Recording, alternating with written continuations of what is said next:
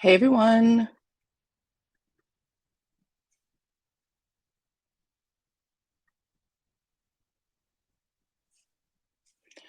Go ahead and put your city in the chat if y'all can hear me. Happy New Year to everybody. Thank you guys for joining.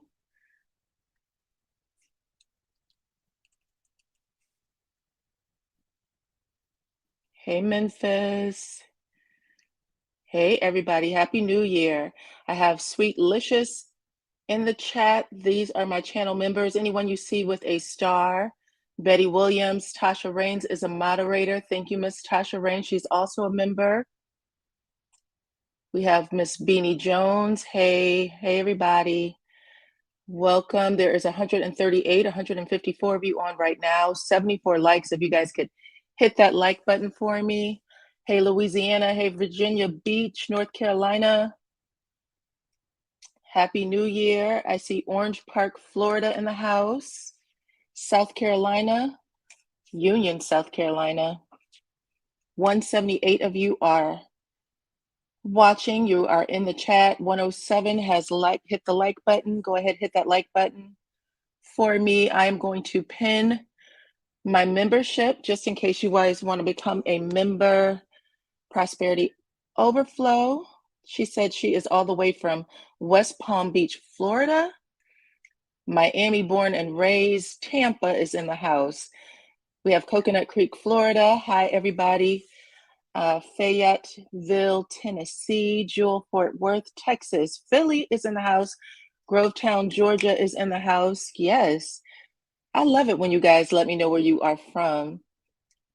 Come on in, come on in, come on in. I am going to pin my membership so that you guys, if you'd like to become a member of the channel, help support the channel, you can do that. And tonight we are going to discuss, a lot of you have hit me up over the weekend. Up until now, you have hit me up and said, hey, Carlos did this review and he did it with Dustin Ross. If you guys have heard of Dustin Ross or you've seen Dustin Ross on his podcast, or he was even in a movie, or not a movie, it was a TV show. What show was that? I don't know why I forgot that girl's name.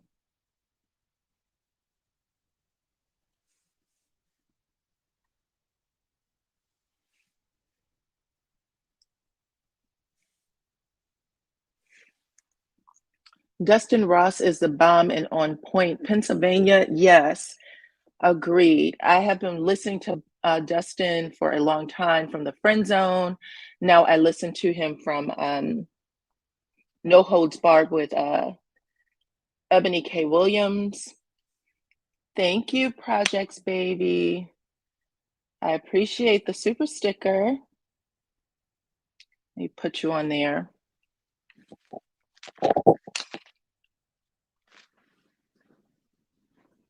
And thank you. So we're going to talk about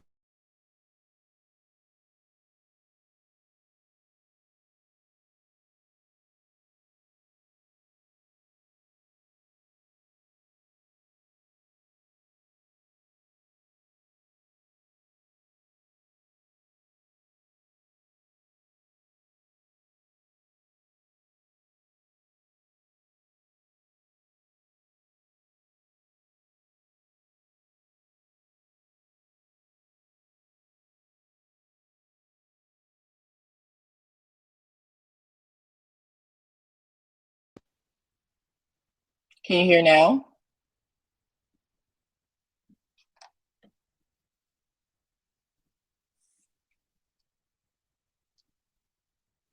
Okay, put a 1 in the chat if you can hear me.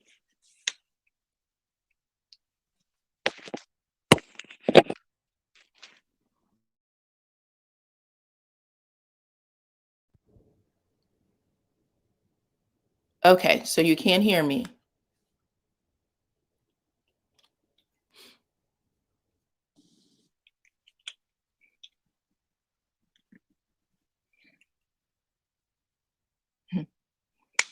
Sister Girl Speak said no. Now you can. Okay. Okay, let's see. We're going to spit some knowledge about Carlos, and he was on point.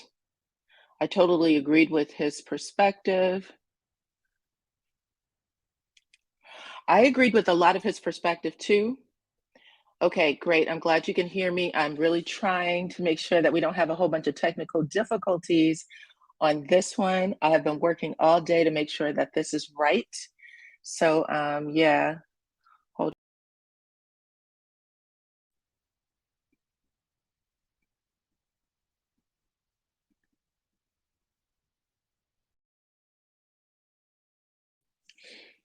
Okay, so what else did you guys say? I didn't like what he said about Miss Van. When you take your earpods out, we cannot hear the sound. We can hear the sound. When you take your earpods out, the sound goes out. Interesting. Okay, so I'll leave them in. So I see a couple of people in. Happy New Year to everybody. Please hit the like and subscribe. And we are going to get down to business. I have 326 of you watching now.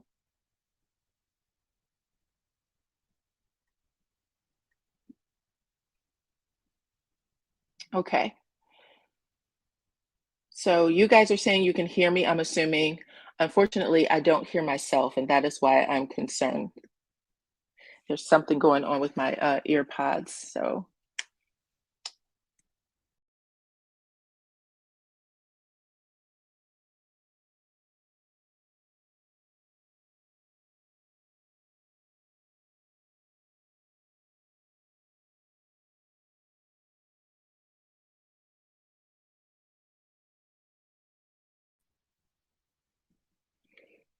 okay, guys. So let's do this. I'm going to come back on screen in just a moment. We can hear you, but not see you. Okay. So I'm going to come back on the screen in just a moment. I'm just trying to make sure that everything is working okay. Bear with me.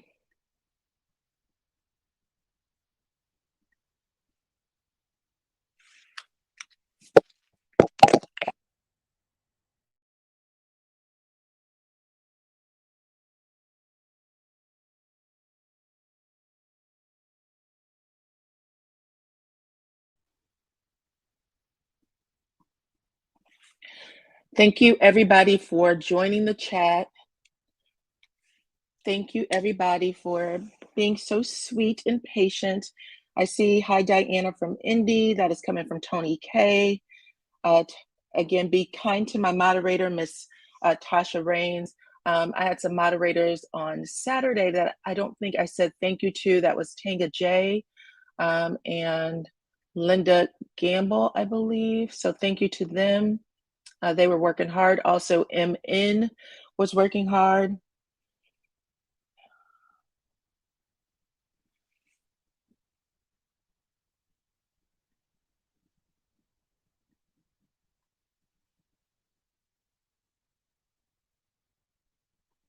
Okay, guys, I'm back. So if you guys can hear me, let's get it started.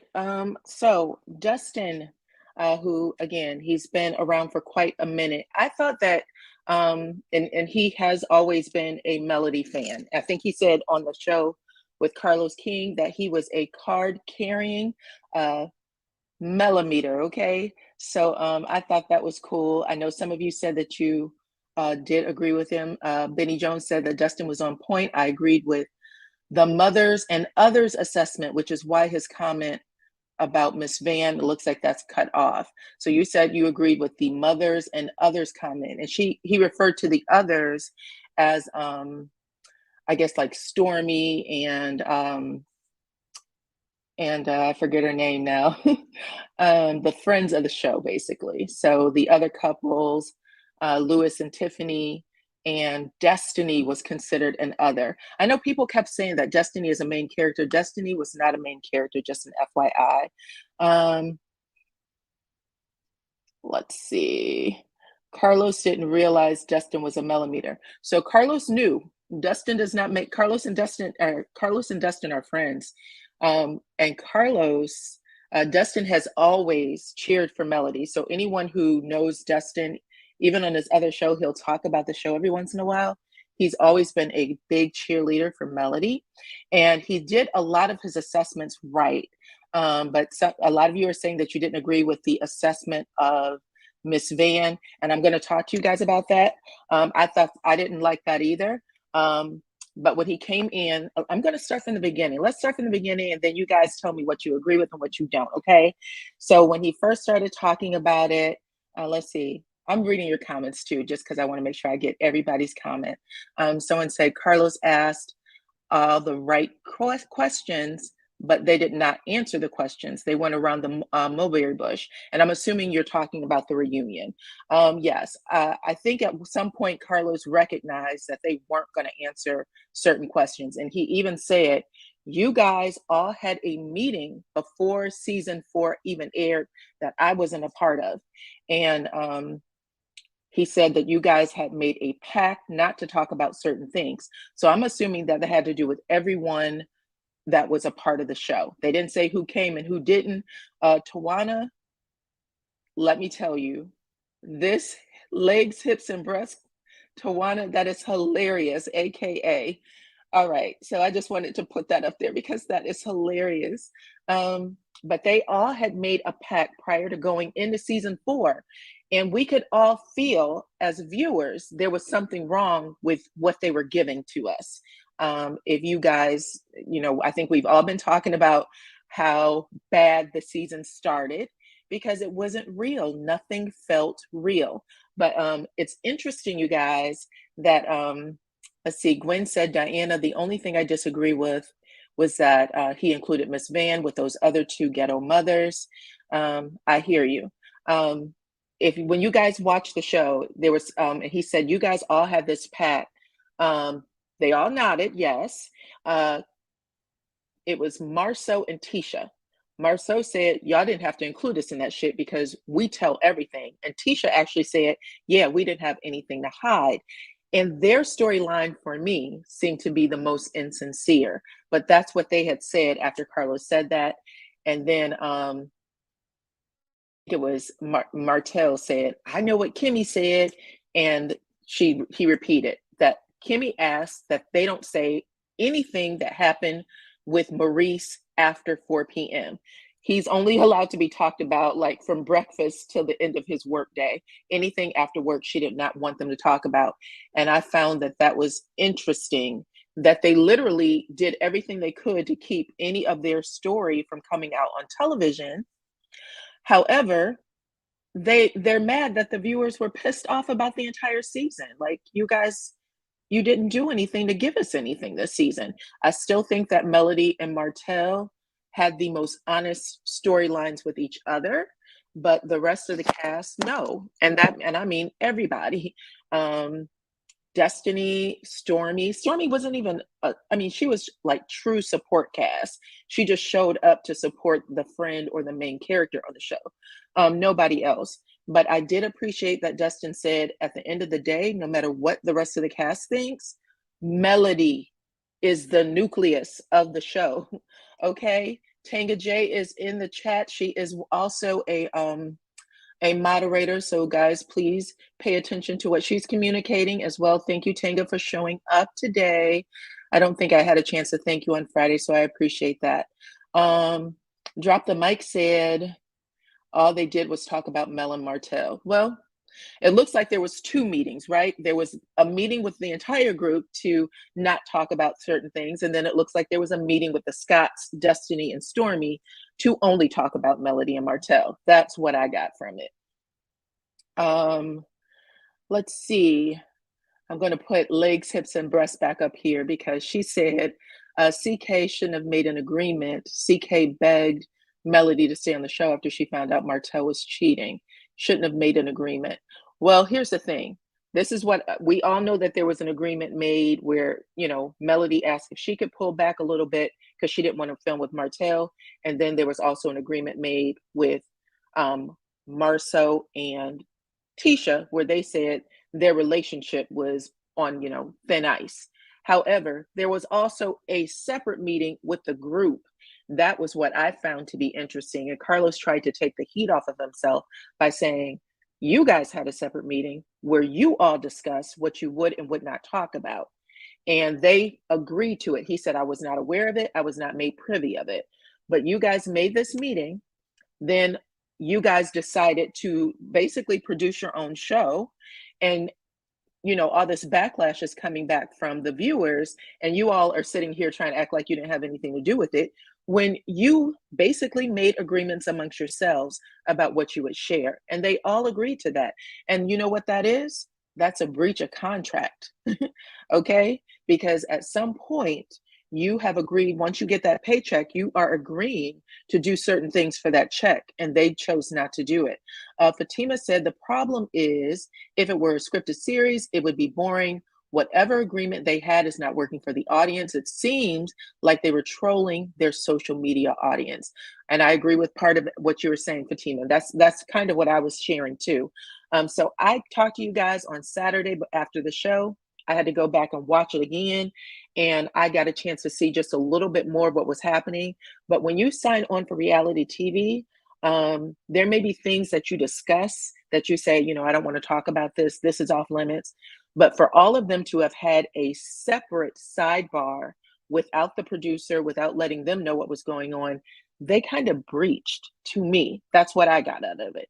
Now, when Carlos said it, that's why I said, if you notice, Tisha and Marceau, they were on the side and they both mouthed, we didn't agree to any of that. I think Marceau said, this was his exact words, we didn't agree to any of that shit. That's what I think Marceau said. And Tisha said, that's because we're completely honest. And I was like, that's hilarious that they knew to like jump in there and say, we didn't do it, even though they were, it felt dishonest. Some of their storyline felt dishonest. And then I thought it was interesting that Kimmy did fess up and say, I don't want anything about Maurice discussed after 4 p.m. Get out of here. What does that even mean? And when Carlos asked her, hey, why would you say that? What's that about? And she said, because I think it's disrespectful. I think it's disrespectful for you to talk about my husband after 4 p.m. Keonta Young said they are lying. Child, aren't they though? Let's see. I know someone's writing breach of contract. Let me read what you're saying. Breaching contracts opens the door to shake up the cast. New couples are needed. So I got the impression, if you guys were paying attention to the Dustin, and I hope you all had a chance to watch it. I think at least 15 or 20 of y'all hit me up about it. Y'all sent it to my email and to my IG, but I watched it that night after I signed off with you on Saturday. So I had a chance to see it. Michelle Davis is saying 4 a.m. Are you sure it was 4 a.m. that they're not allowed to talk about him after 4 a.m.? I thought he said p.m. If you guys remember if it was 4 a.m. or p.m., let me know in the comments. For some reason, I thought she was saying nothing should be discussed past 4 p.m. I think Carlos is still being shady and still covering for the Scotts. How did Tisha know to bring them two puppets to the reunion if she didn't know Kiki was going to be there? And why was Wanda on the stage? I'm not sure why she didn't know Kiki was going to be there. Everybody is saying, no, some people are saying 4 p.m. and some of you are saying a.m. Guys, I'm pretty sure that she said p.m. because I was like, pretty much anything that he does after work hours, she doesn't want discussed. That's what I got out of it, which means don't talk about my husband, period. That's what I got out of it. Let's see. Some of you guys are chatting super, super fast right now. Let's see. No. She said she didn't want them to talk. No. She said she didn't want them to talk, to mention that he stays out until after 4 a.m. What kind of relationship does Kimmy have where she has a man that is, some of you are saying 4 p.m. and some of you are saying a.m. I personally thought she said p.m. But if she's saying a.m., like there's nothing open for a grown man, a grown married man at that, except bars and legs, okay? Everybody knows that. Everybody knows that. Let me see what Dr. Mike had to say. He said, we saw nothing about the lawsuits, the criminal records, and sex. We saw nothing about these things. These talking points came from the work of bloggers. Okay, thank you, Dr. Mike. So all of the questions that Carlos was asking, because the show was so so poorly done this season was he basically grabbed it off the internet because the internet was literally given the hottest story in town about the show. So thank you, Dr. Mike. Um, he has a podcast, you guys. I need to share that link with y'all. Y'all can come over to my IG page and on my community page to hear Dr. Mike. He runs a really great podcast. Let's see what Miss Vera had to say. What do you think about the lie LaTisha told about the company being a multi-million-dollar company when they aren't paying vendors? So I did not expect them to be truthful about the lawsuits, number one, because Marceau hasn't been truthful about the lawsuit. Once it was uncovered, first he said it wasn't true. It's a lie. They all said it wasn't true. It's a lie. Both Tim, when I say all, I mean him and Tisha.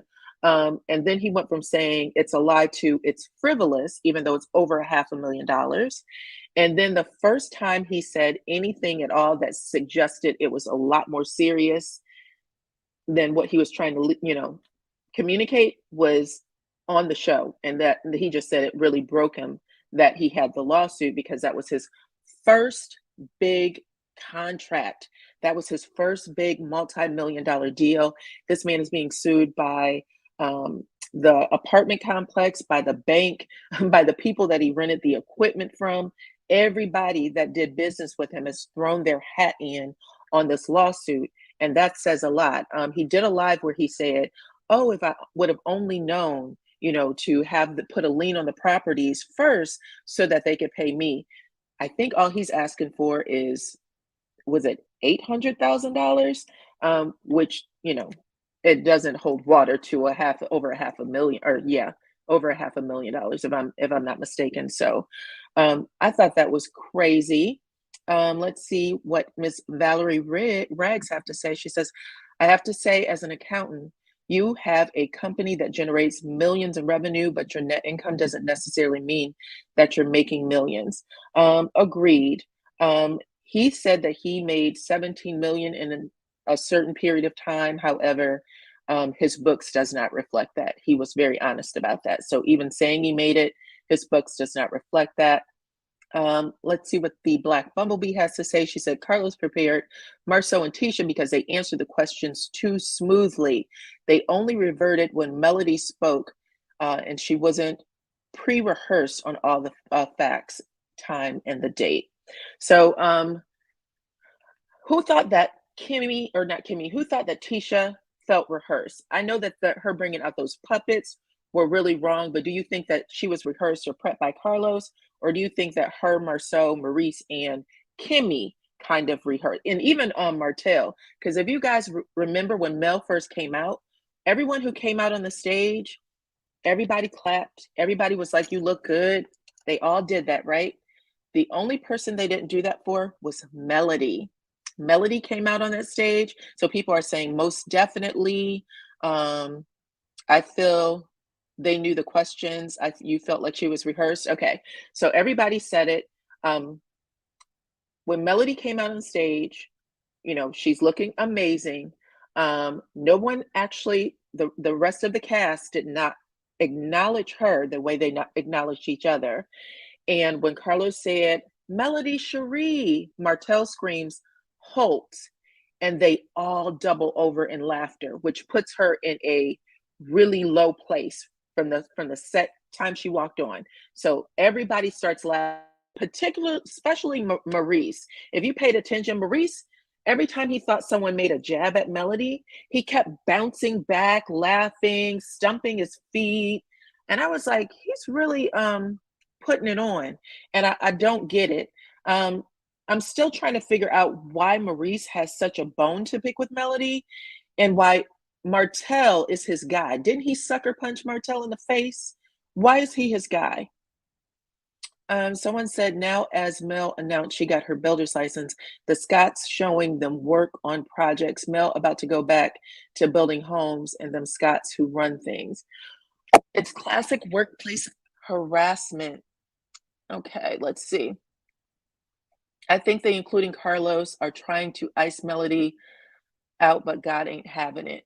Yeah, so part of what I appreciated about Justin what he said was, Melody is the nucleus, and y'all can ice her out if you want, but there's no show without Melody, period. And that's what they haven't figured out. At the end of the day, when Tisha decided to make Melody her enemy, after Melody had apologized to Tisha, she apologized to her. They're sitting up there saying, when have you ever took accountability for anything? Melody apologized. Tisha accepted the apology. Tisha was at Melody's home, season 2, right? I believe it was season 2, or yeah, season 3. She was at Melody's home. Everything seemed good until she came back on the stage. And what he said Tisha did, which is true, is she found her footing by going after Melody. And then everybody else started doing the same, including Destiny. Like, how dare you, Destiny? This person brings you on the show. She's really cool with you. And all of a sudden, you know, Melody is the only person who we know has been through any real trauma outside of Kimmy and what we saw going on with her last season. But everything else, these women have been willing to go through with their men. But Melody has done something pretty big, completely, you know, changed her life, her family, her children's lives. And not one of them are willing to say congratulations to you. Marceau said it once. That's the only person I heard say it. But definitely not Tisha, definitely not Maurice or Kimmy.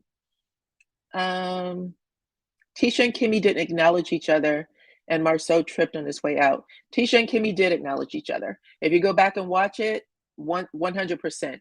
Kimmy was saying, girl, I like the dress, everything. They did. So it was Kimmy and Maurice who came out on stage first, but when they all came out, when Tisha and Marceau came out, they absolutely was giving each other like kudos. Let's see. Candy says, do you think Carlos realizes there is a show without Melody? Well, that's why I wanted to talk to y'all today, because part of what I think Carlos saw when Dustin was talking is he was getting a very different perspective than what he typically hears from his producers, maybe, or even his people who are fans of the show. So when he was like, at the end of the day, there's no show without her. She's been the most honest. She's the one who put all of her life on Front Street, and everybody else is surviving on the show by attacking her. I could see Carlos's wheels spinning like, damn, no one's ever, I don't know if I've ever heard it that way, quite that way before. And he was really nice in saying, you know, Tisha has changed. We saw her go from housewife to, you know, businesswoman to having these degrees. We've seen, have we seen Kimmy change? We've seen Kimmy go from being a little stronger and then needing to rely on Maurice a little bit more, but we didn't really, I don't think we got as much of that storyline as we could have gotten. Miss Main Event said, yes, I saw Carlos wheel spinning. He heard a different perspective. I agree. I said that too. I was like, I think he's going to offer him a producer job. I know Dustin is juggling a couple of jobs, and he was even a writer for a different show. I forgot the name of that show, but he was a writer at one of the shows. So he was looking at it through the lens of, you know, behind the scenes TV. And I was like, bravo. I love that. I loved it. Let's see. Charlotte said, all the Scotts rehearse. I agree. They were fully aware of the social media, what social media has been saying. And I thought I saw Kimmy clap and Martell staring. I wouldn't be surprised. I didn't see Kimmy clap, but I could tell that Kimmy when she came in and Carlos went to the back room and said to her, what is your expectations? And she said, I want to sit back and watch the fireworks. That's what she's done for the last 3 reunions. Sit back and watch the fireworks. She's never really been a part of it. Even when they discussed Kiowa, when Kiowa came on that time, it was what, 3-4 minutes of her life. And it didn't do anything. You know what I'm saying? At the end of the day. Someone said, to be honest with you, I believe Carlos is the one who put the battery in Tisha's back by telling her she needs to give more or do more. I believe it was the last reunion or the first reunion. So the first season, Carlos, after first season, Carlos has a conversation with Tisha, and this is a part of like the after show type of it's an episode, and you guys can go back and watch it. And he said, Tisha, this whole you being a housewife thing isn't going to work for this audience and for this show. Figure it out, or I'm going to have to let you go. So that was actually said to her. However, Tisha can stand on her own 2 feet. She has a mama who comes after her husband on a regular basis. Have the fight with your mama. Have the fight with Marceau if you want to have that fight. Pulling yourselves out of the show. Do that. But I saw a recent interview, if I think it may have been on Saturday or Sunday, with Tisha's mama and Betty. You guys may have seen it too. Hold on one second. Charlene says, I pray that Mel and Miss Van start the biggest and best real estate home builders company that Huntsville has ever seen and put the phony Scots completely out of business. Okay, girl.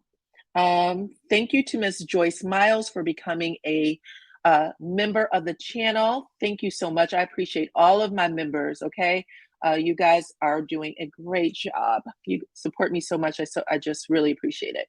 Okay, let's see what else we got. Vanessa Barnes Miller said, I think Dustin would be a super host for the reunion because he actually sees the castmates and has peeped their whole cards. He would be able to elicit real information from them, in my opinion. I think that we have a group of people that's used to lying. These people keep information from their wives. You know what I'm saying? We have to be careful how we have to be careful with who we put on to do that. I'm not saying that Dustin couldn't. I'm just saying that the men on the show are liars, and true fans of the show recognized it the first time we saw them on camera. We were like, whoa, these people have some secrets. And they all admitted to having secrets. They all admitted to never telling what these secrets are. I think it was Martell who said, look, at the end of the day, I will never tell, even though he told in saying I would never tell, right? Because at the end of the day, if you ask someone point blank,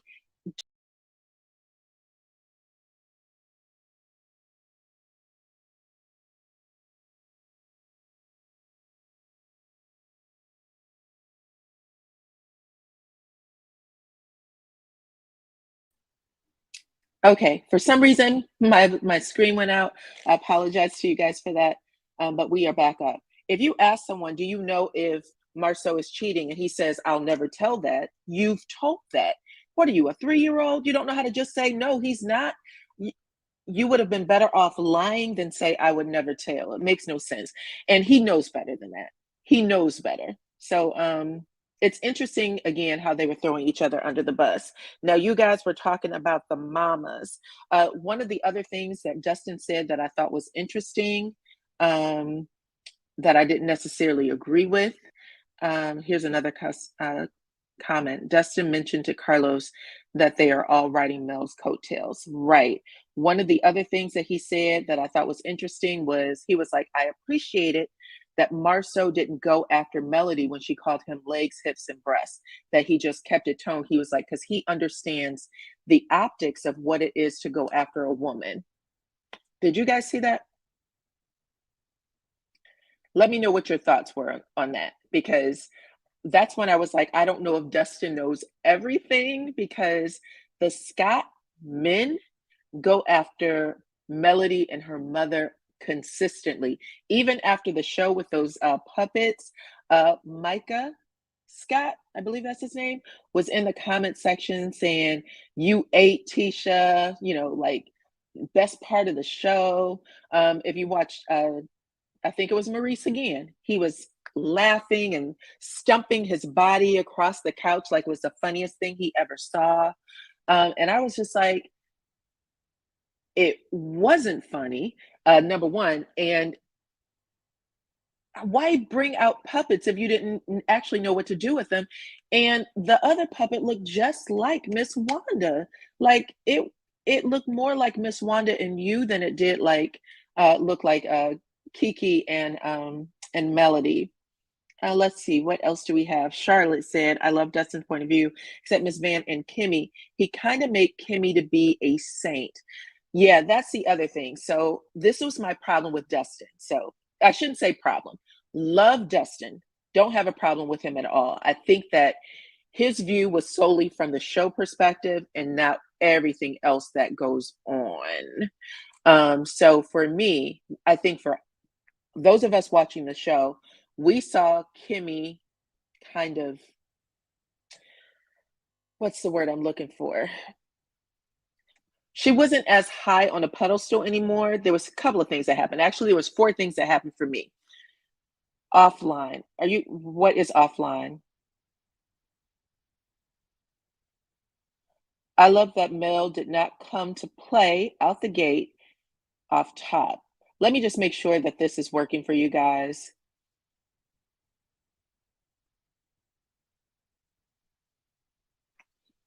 Okay.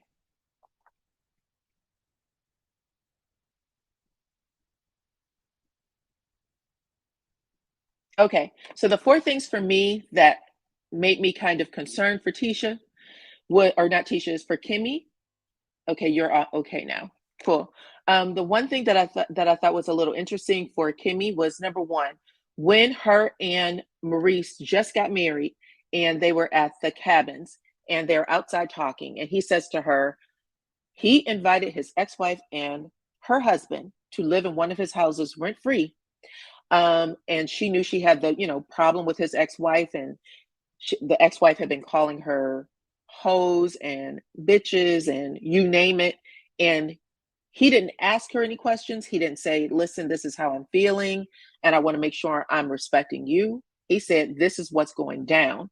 And then she sat on that porch with tears in her eyes, and she just wanted to stop talking and filming. And he got up and kissed her on the head, like, oh, well, it is what it is. That was the first time I was like, oh, Kimmy, her it's that was a painful moment to me. I thought that was painful. Um, I thought it was disrespectful. I didn't even know. I mean, I was like hurt for her. And when I saw it, I was like, well, maybe this is something that she's going to take off camera. But then when we kept seeing it play out, it was clearly not off camera. That was one of the first things. The second thing that happened was what? Oh, you remember that too. So yes, thank y'all for yes. Maurice, emotional intelligence is crap. I don't even know if it's crap. I think that he knows we've already been told from both Patricia and Kimmy and Tisha, if you want to be married to a Scott man or have any type of relationship with a Scott man, you are going to play backseat and second fiddle. That's what it always sounds like to me. They say it without saying it. Just like, yeah, that's what it means to be married to a Scott. No, people have feelings, and you wouldn't be able to do that to them, but they can do that to you. It doesn't make any sense to me. Um, let's see. That was the first one. The second one was when he didn't tell her about Monster. He was okay with asking her to take, could you please do registration for Monster's camp? And she was like, no, I'm not registering anything for Monster. That was hilarious. So, in my opinion, it almost felt like he was getting back at her. Like, there's things that I asked you about to do for him and you won't do it. So, I'm going to keep this a secret. Because when she was having that conversation with him, like, this was really disrespectful that I live here and you wouldn't tell me and I have to hear this business from someone else. And he said, it had nothing to do with you. It wasn't any of your business. I took care of it. And then he said, I let Kiowa know. That's another that's another gut punch.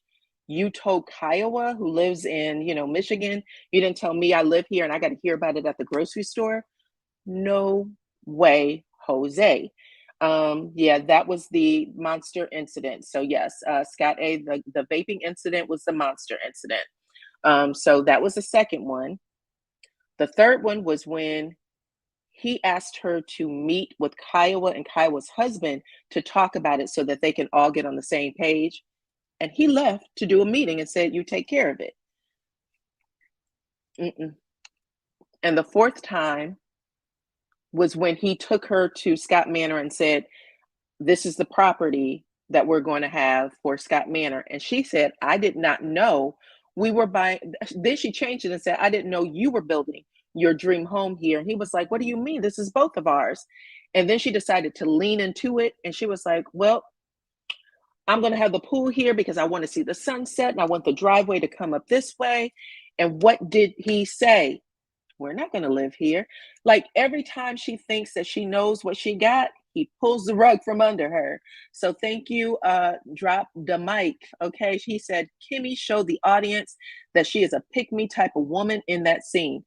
In all four scenes, baby, in all four scenes. And that's exactly the point I was trying to make. So when Melody sat on that couch and she said, you stay out of it to Maurice, and she said, you didn't have any right to jump. He was asking Kimmy and Kimmy should have answered. I was like, wow, Kimmy is what, 15 years older than Melody? And in that moment, Melody is taking up for Kimmy, kind of like, let your wife have a voice, because she didn't say what she needed to say in that moment. And I was like, she doesn't speak for herself sometimes. So it's hard for her to speak up for you. So that's what I was thinking. But you guys will let me know in just a minute, because I'm going to drop that. I'm going to drop the link in the comment section in just a minute. And then all four scenes. Thank you, Black Bumblebee. All four scenes. Every time I saw her, when I see her crumble in those scenes, including the scene, I forgot the four. Those were the fours that took me, but we forgot about that last scene with Dr. Francis when she was trying to explain how many times a day she had to service her husband. Child, bye. We've seen scene after scene after scene after scene with Kimmy kind of losing her voice with this man who she is, I don't know, 11, 12 years older than. And she's a smart woman. I'm not going to say she isn't a smart woman. She's a very smart woman. She's emotionally intelligent. I think she's intellectually intelligent. And I think that she always knows better than Maurice, but she will take a back seat in order for Maurice to feel a certain way. And that has to affect you. That has to kill you just a little bit on the inside, in my opinion. Let's see. Someone said that Kimmy needs an emotional support dog. Facts.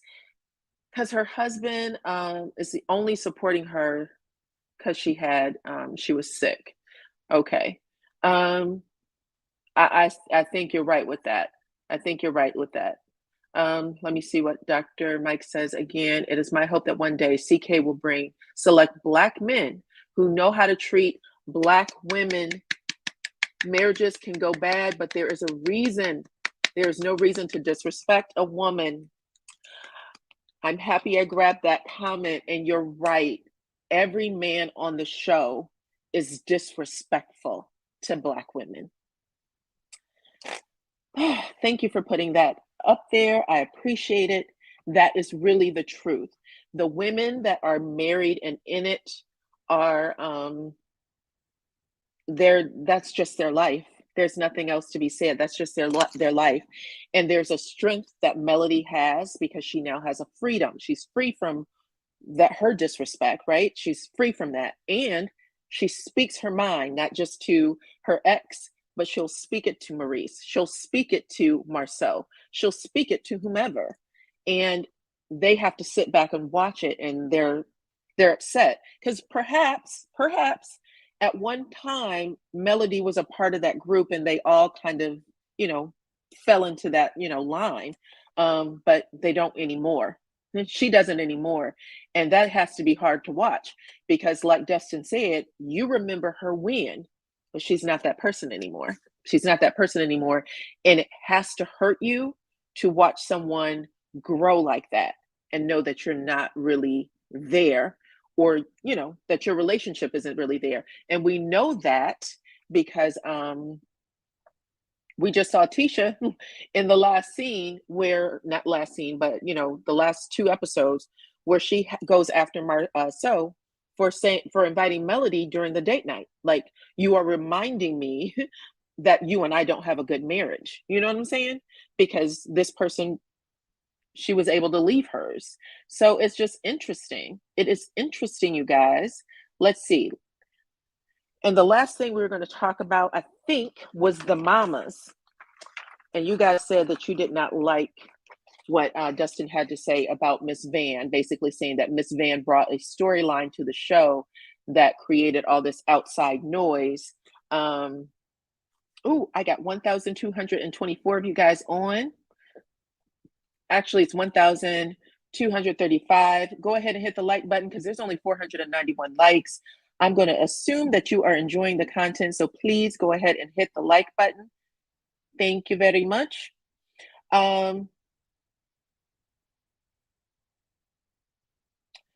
D. Brown said that most Black women from Detroit and surrounding areas are not pushovers, not saying they can't be fooled or abused, but it ain't easy. It's strange that the Scotts were in Huntsville without jobs. I mean, what? I don't know how to answer that question. I'm sorry about that. Let's see. This whole cast needs a reboot. They have close history, and there's too many Scotts. There's too many Scotts. All of them are making packs and side deals. Yeah, that's true. When the show is great, it was great, but I think right now they are just way too far gone. I can say that I would hope anyway. Tisha basically told on herself, and she said Marceau had a picture of a naked woman in his phone. After doing all that complaining, she said, "Oh, he had a picture of a naked woman in the phone," and Dustin made the comment that everybody had made the face, and I just wanted to show you guys the face. So Carlos is looking at her like, "Bitch, what? Like seriously? Like, why would you say that?" This is Martell. Martell covers his eyes. He slaps his hands against his face like, "Tisha, what are you doing?" Literally, Kimmy shakes her head and she drops it. Maurice is pretending like he has no idea what's being said. They didn't give us Marceau's expression. Look how satisfied Kiki's face is, y'all. She's like, "Girl, yes, okay." And then Melody smiled like, "Girl, you spent this entire episode, um, blaming me for your problems. And here you go telling the entire thing." Oh, I love it. I can't wait to see what happens next week. But I do know that Carlos said when he was talking to Dustin that something big goes down with Martell. He basically has some sort of fit, or he says something that he shouldn't say, like he always does, about Melody. And he said, I had to have a real talking to him about that. And I was like, aren't we tired of people talking to Martell? I know I am. And I know people keep saying things like, I think that him and Sheree, Sheree being with Martell means that that's the other thing that Dustin said. I think Sheree being with Martell shows us that there's another side to Martell. If y'all think that there's another side to Martell that Sheree is seeing, go ahead and put a 1 in the chat. If not, put a 3 in the chat. I don't know if there is any other side to Martell at this moment. Let's see. Mel's face. Someone said Mel's face said finally the truth. Mel's face did say finally the truth. I agree with you. If you're being truthful, it was embarrassing for them men to talk about Mel's mom's history with another man. Yeah, I agree. I think Dr. Mike said it best. Facts. There's no change. There's no change in Martell. There's no change in Martell. I don't know how I don't know how Carlos King is saying he sees something different. There's nothing different there. I don't know how Dustin said he saw something different. I didn't see anything different there. If you guys watched Martell, if you got a little glimpse of him at Sheree's party, she had a New Year's Eve party where Stormy was invited. Stormy and her husband looked like they were invited. A lot of the Real Housewives cast were invited, so I'm not sure. They could have been filming just a little bit. I heard Apollo was there. I know Peter Thomas was at a party, I think maybe a week or two ago. He was at a party a week or two ago, so she could still be filming some of her scenes, which is why Martell was there. But if you guys noticed, he was drunk. Okay, I'm going to share my screen for a second. He was drunk, And do you know what drunk men do when they are with a woman that they're into? A woman that is long distance, okay? They kiss, they hug, um, they're happy to be around each other. Martell and Sheree were giving me friend vibes, okay? The own digital exclusive, they talked about Martell's builder's license. They said that he was busy taking care of his kids, and Mel's face said, "Oh, please." Child, I'm telling you, I feel like Mel just got that builder's license because she knew that Martell didn't. She was like, "Let me go on ahead and get this license because this man is pussyfooting around acting like he can't.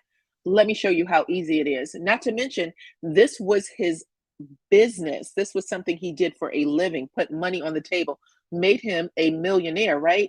And he can't pass this test. Get out of town. But I guess it may be hard to study for. Mel said that she had to study for it, and she had her concerns. That's how she put it, but I don't know if all of that was true. But y'all let me know what y'all think about that. So let's look at this little video real quickly of Sheree and Martell. I'm going to share my screen with y'all.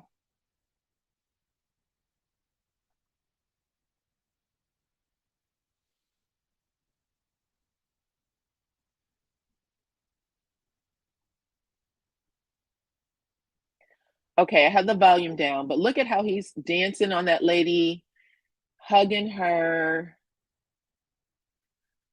Now let's get to the Sheree part. He's dancing, y'all. He's happy.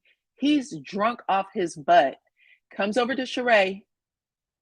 Now watch this. They do not kiss, y'all. He bends his head down so that she can whisper in his ear. That's it. That's it. No kissing, no touching. She moves on to someone else. And that's it with him and Sheree. This was when the clock struck 12. Nothing, you guys. And then he just pretty much acts goofy the whole entire time until he gets into the kitchen, and then. Yes. I know you did it. You a tell. I'm telling the truth. Julie. Oh, okay, Mary. Yes. She be killing it. Okay. Mary. Now look at how he gets when he is with let's see if it stops spinning.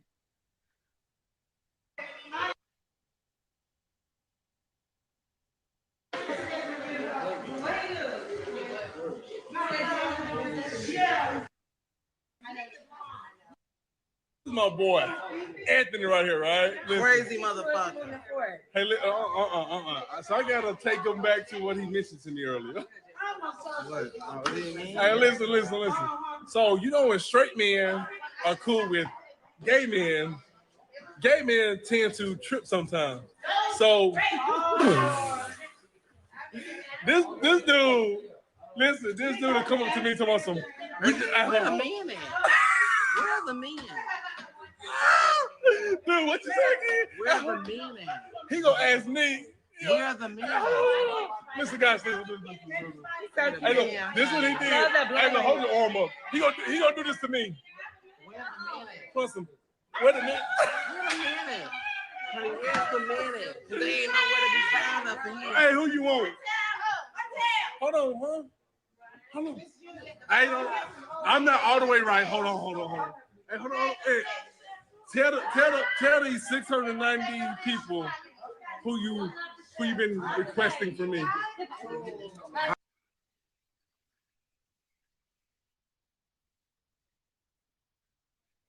Okay, so I wanted to show y'all just a little bit of that because he had more of a connection with everybody else in that party except Sheree.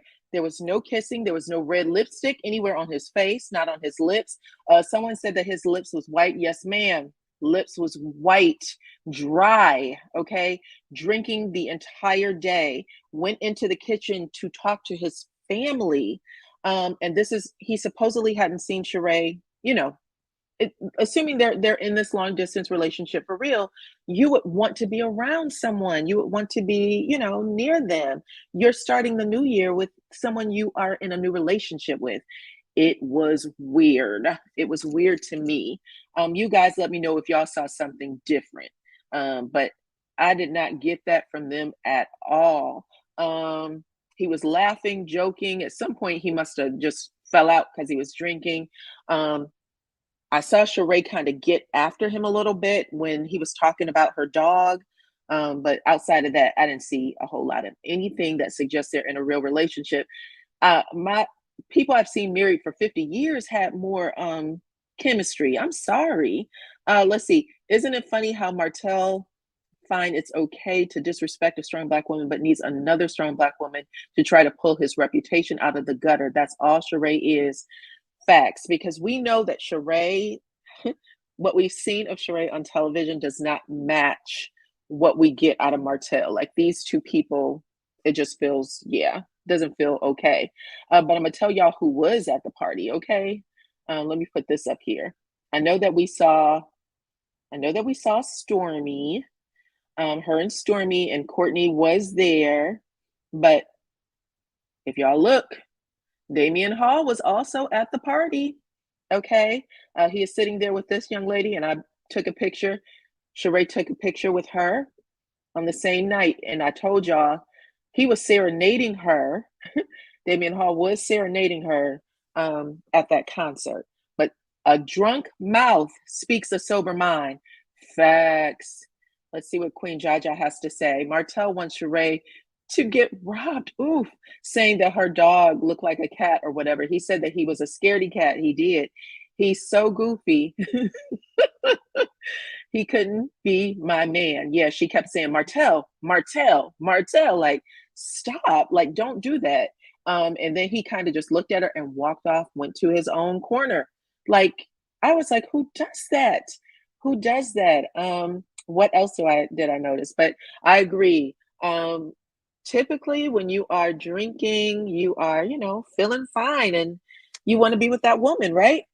Martell is a touchy-feely guy. He was touching on everybody except for Sheree. I'm just going to put it on out there. So I don't know. It just felt different. I was really looking for some chemistry between the two of them, but I didn't see them. The other thing I wanted to talk to you guys about was Miss Wanda. Miss Wanda was on with Betty, and I forgot the lady's channel name, but it was on YouTube. And she said that first she said she wasn't kicked off the show, and when she was asked if she was filming, she said, no, I'm not filming either. And she did not have an answer on when she would be filming. So sounds like, again, that's just kind of a pack of lies. But I did think it was interesting that Stormy's mom said Stormy has never been diagnosed with depression.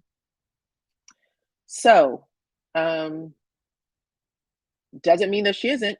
It just means that it's odd that she would say those things and not have the proper professional in her life, the proper care in her life, and that her mom, if she's saying that, she can get down by some of these things, that her mom would be out there saying it if it's a lie. Like, I don't know if that's healthy either.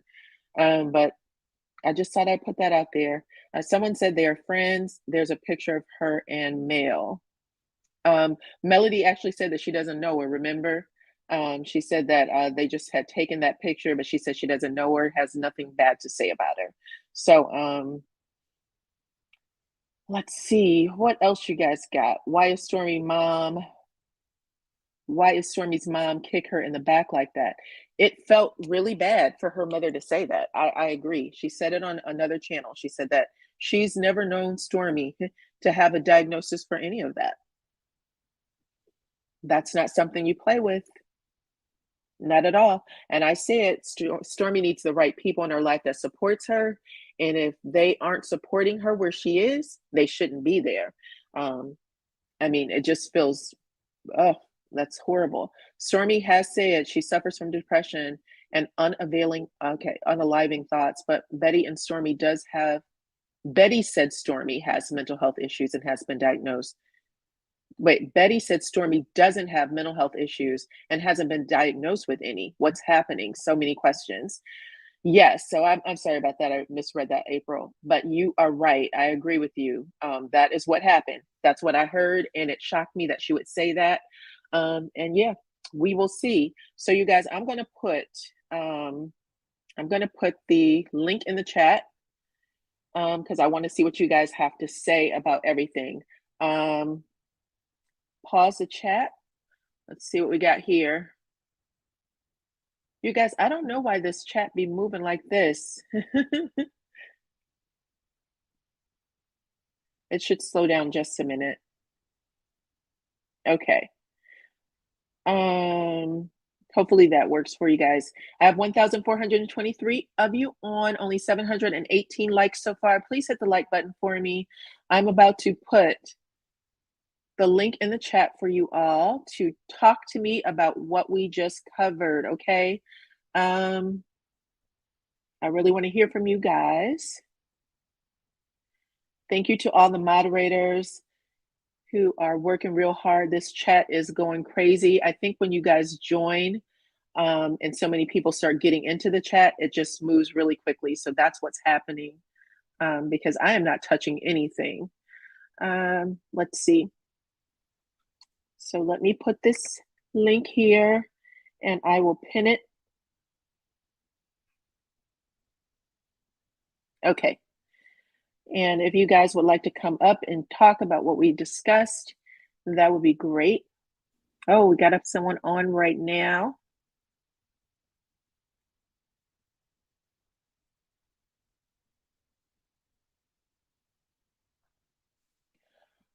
Okay, we got drop the mic. Hey, Diana, how are you? Good, how are you? I'm good. I'm good. Hey, chat. So I have so many little things, but I'm just gonna say a couple so you can get to the next person. Okay, sure. Let me know what you so, got to say. so the first thing is I absolutely loved Dunstan's interview with Mm-hmm. Carlos. I Mm-hmm. think he was like that old parable that they say, they like I don't know what it is, but a lifeboat keeps coming, but you don't realize that that's like you're saving from God. I think he was like a life vest for Carlos cuz I sometimes do. you know what I mean, like you need I that think other insight. the other perspective, I agree. I said the same thing. I said, you know what? I don't think he had an opportunity to hear it like this before. Yep. So I could tell his eyes kept bucking open like Dustin, and I was like, oh my God, the people he has around him to tell him what's going on, especially when he Mhm. said, listen, what the hell is going on with Destiny? The fact that she was so eager to flip to Mhm. the other side. And I was like, Mhm. tell it, because we all heard Melody say, um, there was a time when I thought we could reconcile. I had Yes. did my little video to your song. I was going to post it. And Yep. then you did XYZ. And I realized we could never, ever. And I was like, Never ever. never, ever. And I went, that's true. Because if you guys were friends, you would say, my heart is hurt that you and I aren't on the same page right now. But I'm telling you, girl, you still Mhm. my friend. And I'm going to be Mhm. sitting over here waiting. You would give that Exactly. time. You would give that time. Nobody dumps anybody that quickly. But for Oh, her to just she dumped pretend, her like a hot potato, like it she wasn't nothing. It she wasn't dumped her like nothing. a hot potato, and she also gaslighted her. I Yes, didn't she know you did. had a problem. Who says that? That was Some wild. she something about Destiny, and I hate to say this because I know it sounds so redundant, but all of them, it's like Melody. I always have a hard time saying her name, but her light shines so bright Yeah, that it intimidates other people to the I point agree. where I think they start to feel like insecure and whatever when she comes into the room. I think she's that big of a light.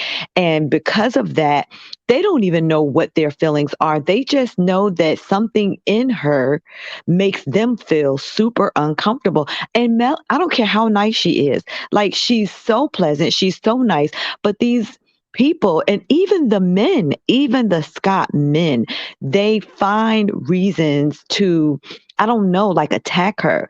I really feel like it was good for Dunstan to like, and he was smart with how he was delivering it to Carlos. Like he wasn't too harsh with him, and he gave it to him in a way where he could accept it, where it didn't feel like he was being critical of him and his producing and whatever else. It was just like, yo, I'm going to tell you what it really is. I'm gonna You tell you know, what it is. Yeah, he did. yeah, I appreciated that. I Me definitely too. appreciated that. I Now, he watched it did say twice. something I didn't agree. I know, me too. Like I was into it. I was like, "Have y'all seen this? Y'all got to go see this." Um Right. so the other thing I didn't agree with one of his assessments. I seen a lot of people saying they didn't agree with his assessment of Miss Van. I think that Miss Van was just collateral damage for the other Yeah. mothers. Yeah, the others and the mothers. Yeah. I think that I think he didn't want to alienate other viewers too much. Like he was just very strategic with how he said stuff, and I caught on to that. Yeah, I So said the same thing. He's a smart guy, period. Do you yes, listen to him normally? Have you heard it no, that was before? my No? first Okay. time ever. Okay. He has a podcast called The Friend Zone with Hmm. two other co-hosts, and he does Hmm. one with Ebony K. Williams, who is a lawyer, and I think she was also on Real Housewives of New York. Very, very Mm, smart, intelligent Black woman, beautiful. And she mm. is quick, like you're never going to get anything past her. And he stands his ground, like they are good together on that show. So if you get a chance to listen, you should. But he is a part of Absolutely. that 30 something crowd, similar to Mel. There Hmm. is a group of young people. They have one, then there's someone named Kid Fury, Crystals, Jade of all Okay. Jades. They like when people are like this show, da da da da, young people Hmm. and Black people.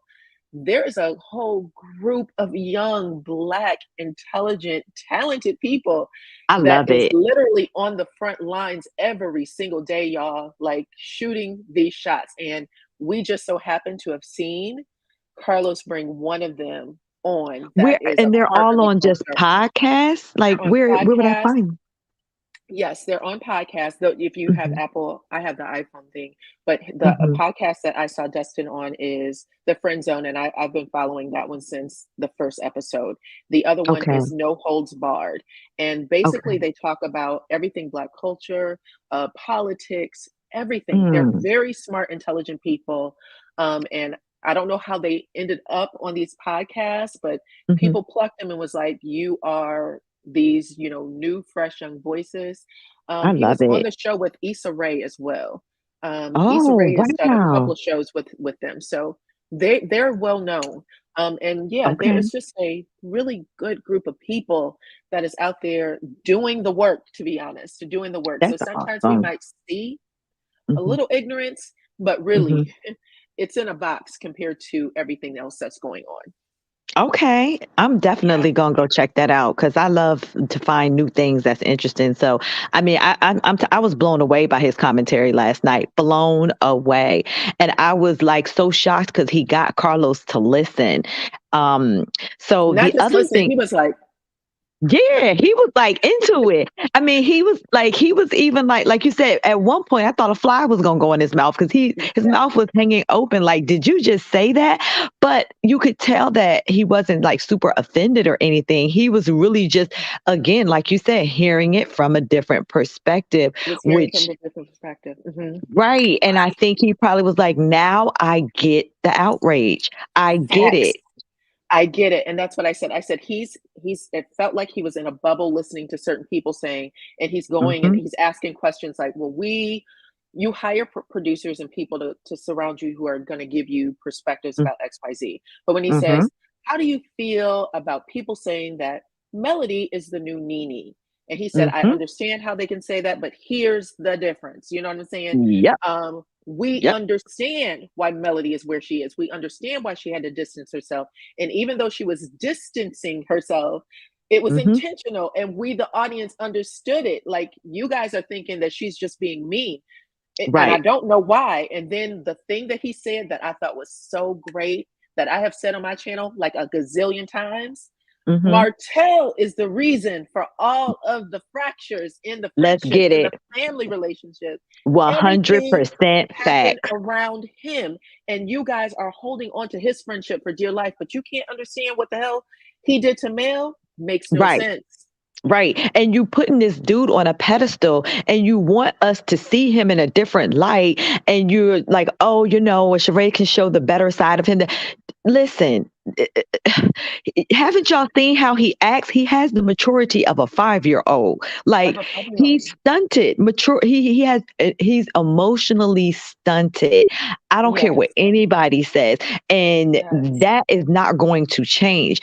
And he doesn't ever know how to admit when he's wrong. That's what I mean. It's just like a little kid, like nana nana boo boo. That's how he was on the stage last night. He was like nana nana boo boo. Like, to me, like, that's how I interpreted his behavior. Because it's like, now y'all getting in trouble. It ain't just me. Like, he was. Yeah. I agree with you. He felt like he had nothing to lose. And he also knows, and that's again why I'm like, Martell is the reason why everyone is attacking Melody for Martell at this point. Because he's the one holding the secrets. When you have someone say, Martell, do you know if Marceau cheated? You're sitting beside his wife. You're sitting beside her, and she goes, do you know if she's been with another woman? No, it's just been me. That's the right answer, Tisha. That's the right answer, Tisha. And then he goes, I will never tell you. You just told me. Like, you can't be that dumb. Yeah. Oh, she's not. She knows. She absolutely knows. Like, her and Kimmy knows. And what I heard last night, too, to clarify, I thought I heard Kimmy say that she did not want them discussing him coming in at 4 a.m. in the morning, because that was not a good look, and that people were not going to receive that well. I may have to go back and watch. That's what I thought she said. I wasn't sure, but because some people said they thought 4 p.m., but 4 p.m. just didn't make sense to me. It didn't go with the context of what she said next, which was people were going to look at that really strange. Like, well, what's strange about coming in at 4 p.m., Well, why is he coming in at 4 p.m. or 4 a.m.? Exactly. Like, that's the whole reason why she didn't want to discuss, right? Right. That's what I'm saying. Like, what is open at 4 a.m.? Where would you be? You have a wife at home. Like, what is going on? But I think they believe in respectful cheating. I do. I think that's where they at. I think that's something that allegedly, yep. Allegedly, I allegedly think that that's how they roll, but they just don't want to present that to the audience. But my thing with that is, don't get on reality TV then. Because reality TV is just what it is. You have to showcase your life. I mean, for goodness sakes, it's called Love and Marriage Huntsville. Breach of contract, okay? Pretty Brown Eyes said the only thing open is legs and Waffle Houses, okay? That's it. 100%. And just like, and really quick, and so I'll let someone else come up. I wanted to touch on Kimmy real quick. Okay. So, with Kimmy, I am so sad to see her be a former shell of herself. I think that Kimmy has dumbed herself down, and she has what I call a pick me attitude. Clearly this is all alleged, for 7 years she played pick me until this man decided to marry her. And then after he decided to marry her, I feel like she has to acquiesce to whatever he wants, and they have a real misogynistic attitude and view with how they deal with the women in their life. And all the Scott's brothers do. But of course, Martell did too. He tried to make Mel a robot, but Mel just ain't, she's not that chick, and she was never going to be that chick. And I think Right. that's the thing that they love, the men that they love and hate about Mel. They hate that, but they love it too, because I see how they look at her. And Well, that's just, she's a wild horse that they want to tame. That's all. exactly. But they love the fact that she's a boss too, because Mel is about that. Like, she is a boss. Like, Right. she is a force. And I Right. think they are attracted to that force. And And I think that's I where the think that jealousy comes in. I think that Tisha and Kimmy were probably the exact same way before they got into it, and for whatever reason, they're Yeah. just in it now. You know what I'm saying? Yeah, And it's yeah, yeah. Because wild. Timmy is just like, and and someone said this in the chat. I don't remember. I think it may have been Tanya. It was your ma for sure. But she said she made a very valid point. She said that she wonders if that's all Jalen meant when he said, "I never seen my mom cry until she came on this show." Was it just because of her getting married, or because of her having to deal with you know? Basically having to dumb herself down several levels in order to, I don't know, not have I mean, any discord in her marriage. imagine. I'm going to tell you, I was crying too. First, let me read what A.B. Kate said. Sure. She said, my Mhm. husband came home at 5. She said, my husband came home one time at 5 a.m. staying out with his friends. She said, this was on a Saturday. When Monday came, I filed for divorce and did not look back. Thank you for Let's sharing, get it. child, because I'm going to Yep. tell you, that's not normal. That's not Mm-mm. normal behavior at all. But At I agree. all. I know I was heartbroken. I was heartbroken Mhm. literally when I was watching her sit on that porch and rocking and drinking that coffee, and just like, Yep. this man is really playing Playing me me. like a fool. And I Like a was like, fool. oh my gosh, I'm so hurt. I felt bad. He never apologized. He never No. said that was wrong. And the last thing is what Dunstan said about Mel. He felt that Mel should have backed down a little bit when it came to her and Kimmy's friendship. And I did not agree with him on that. I Okay. felt that I felt that Mel was really hurt. And the Yeah. reason why I say that is because when Kimmy broke the news to her, Mel was crying real tears. That was not for the camera. She was really hurt to see that Kimmy had that diagnosis. And I do truly believe that she did value her relationship with Kimmy to the point where, outside of filming, and then for Maurice to speak on it and speak on it like he got firsthand knowledge of their intimate relationship, which I think they have a silent understanding as women. You know what I mean? And I think that he don't. That's why I'm saying it's like they all allegedly are like got some narcissistic tendencies, because it's like they try to alienate anyone. Um, they That want. don't fall in line. Yes, that don't Don't Yes. fall listen in to line. them. Yes. Yeah. And so I didn't agree with Dunstan with that, because I'm thinking, no, because he said, well, that's the only friendship that, that's not fractured. So she needs to like tread lightly. But no, Kimmy needs to find her voice. Maurice should not be speaking on her friendships with Mel just so that Anyone. he can, yeah, because Maurice, they all want to see Mel hurt. So that But if again, you remember how this all started, because everybody, again, Maurice was neutral right up until third season. Whatever went down in this Mhm. preseason meeting between all of them that had Yep. everybody jumping on Mel. But remember, it was him sitting at the table saying to Destiny, oh, Tisha's been in your corner. You should be a Mhm. friend of Tisha's. Let go of Mel.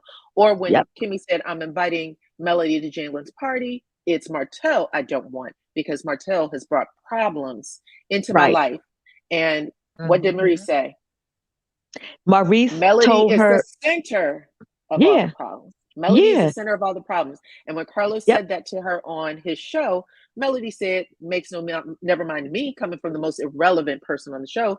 That was a exactly. response to him Yep, saying it was that. a response. And I said that And in it my was little a true video. Yep. response.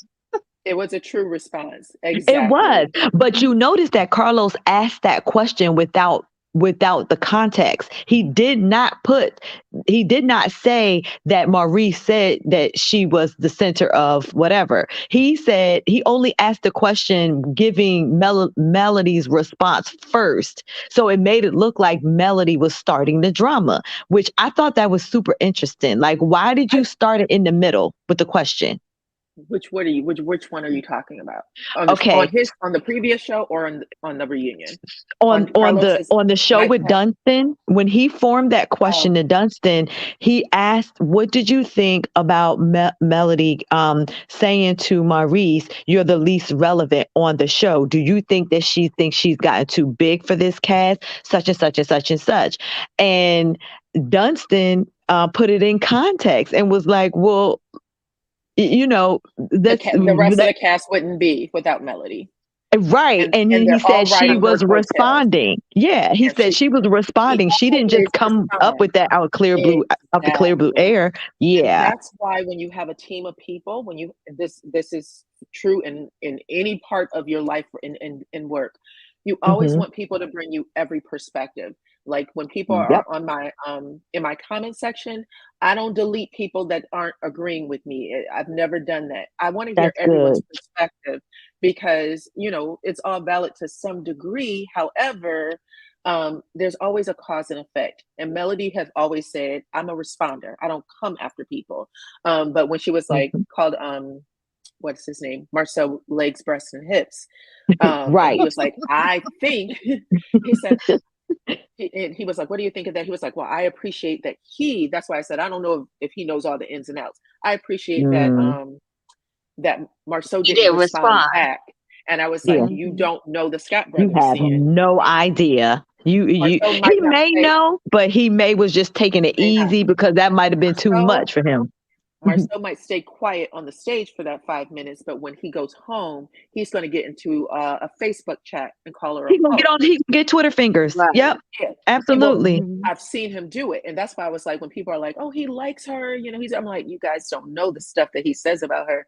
He has a Oh. foul mouth when it comes Oh, to I Right. think he his loves business. and hates her. I really do think it's Oh both. yeah, It's two sides of the it's same both. coin. It's so weird with Marceau, but I see the admiration. You remember when she walked in when he was building black and she had that ponytail and she stomped in there and told his butt With the off black and then arms? To yes, tell and then him to stomped keep wearing out his and he mullet. couldn't do nothing but laugh. I think that that's really his. He loves and hates Melody. It's Yep. crazy, but Yep. he does.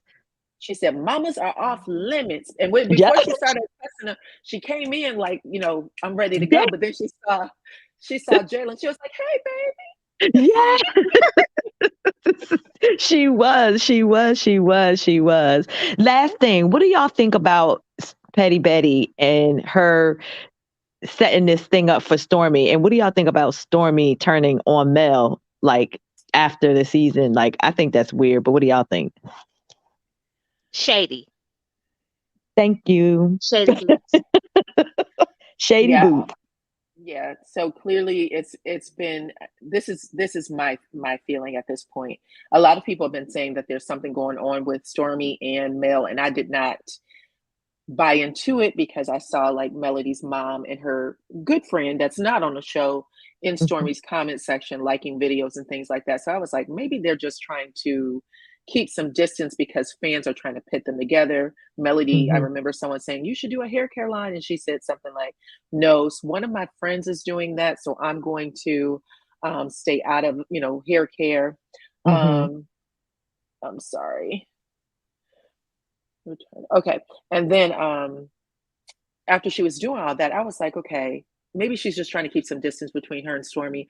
But now I think she went the same way as Destiny, the same way as Mhm, Tisha. Tisha found her footing, like Dustin said, coming after Melody because Tisha was mhm, a church mouse in the house. mhm. Mhm. Anytime anybody said anything to her, she starts crying. I don't like confrontation. I don't do this. Right. I don't do this. Now, all of a sudden, anytime you have confrontation with Melody, you want to go toe to You toe. about that That's life. a different, You about yeah, that you about life. that life, right? Facts. Yep. So that's That's when I was true. like, oh, that is the best perspective ever. Same with Destiny. Destiny started a situation where, like I said, um, when they were in Vegas and Melody was like, back off of Tiffany, and everybody was like, oh, she should say that to Tiffany. No, she shouldn't, because Tisha was answering the question. Tisha was Mhm, doing the job she was getting paid to do. mhm. Destiny didn't want to talk about her husband, and in doing that, she decided to be the bodyguard for everybody else. Don't come after their family. Don't come after their marriage. And that all of Right. a sudden makes them friends. It doesn't make them friends. Tisha and Destiny have nothing in common other than male. That's it. That's it. And who does that sound like? Eerily. Who? Nene Leakes. Oh. Come for the queen. That is come for the queen. I think that's Carlos's stilo. Yeah. And that's what I was saying. I was like, I know Carlos is not a one-man show. It is his show, Right. but it's not a one-man show. But there's people around him who's supposed to tell him certain things, like this is what's happening here, this is what's happening here. Destiny being not easy to work with, producers complaining, we can't get scenes from the other people because Destiny jumping in and making things difficult, like acting a fool.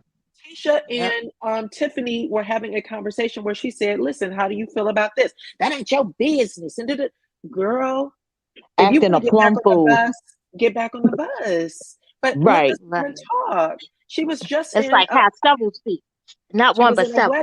Right, she was in a wedding chapel where where this man did not do what he was supposed to do. Let her marry you again. Exactly. So I'm going to drop you down, drop the mic. Okay, thank you. But I appreciate you, and I hope you come back again, okay? Absolutely. Have a good night. You too. Bye-bye. Okay, sorry about that, Miss Lady Keys. What did you see that you thought was cool? And I have 2 of you guys in the back waiting. I'm aware of that, and I'm going to make sure you get on. So I'm sorry about that. Oh, that's okay. No problem. And Happy New Year. Happy New Year to you. So I didn't see the podcast that you guys were talking about, but what I did see, which was on the reunion, how, Melody sat there and straight faced and, until the end, then she smiled. But as I think I put it in the chat, LaTisha last year on the reunion was sitting up there smiling and gloating at everything that Melody was going through. Remember? And it's like, no, you can't. So not just Melody since season 1. Since season 1, Tisha laughed and gloated, and Kimmy too. Right. So Melody's not supposed to smile and be loving it, because I was listening to another YouTuber. She was like, no, you're not supposed to be laughing and gloating at Tisha's demise. This is her marriage. But okay, so it was okay for Tisha to do it? I'll say this. Mel might have smiled, but everybody on that stage reacted. It wasn't just Mel. Everybody on the stage was like, Tisha, you literally went from saying that your man did not, never have, never will deal breaker to, I found a naked picture. Well, what the hell was he on his cell phone? Right. It's like, girl, you sit up there ball face lied. And the way she said it, the way she said it, and the way everybody, I mean, it was immediate, like, oh no, that type of reaction. So I was like, then not only did they all know about the picture and never say anything, but they knew who the woman was.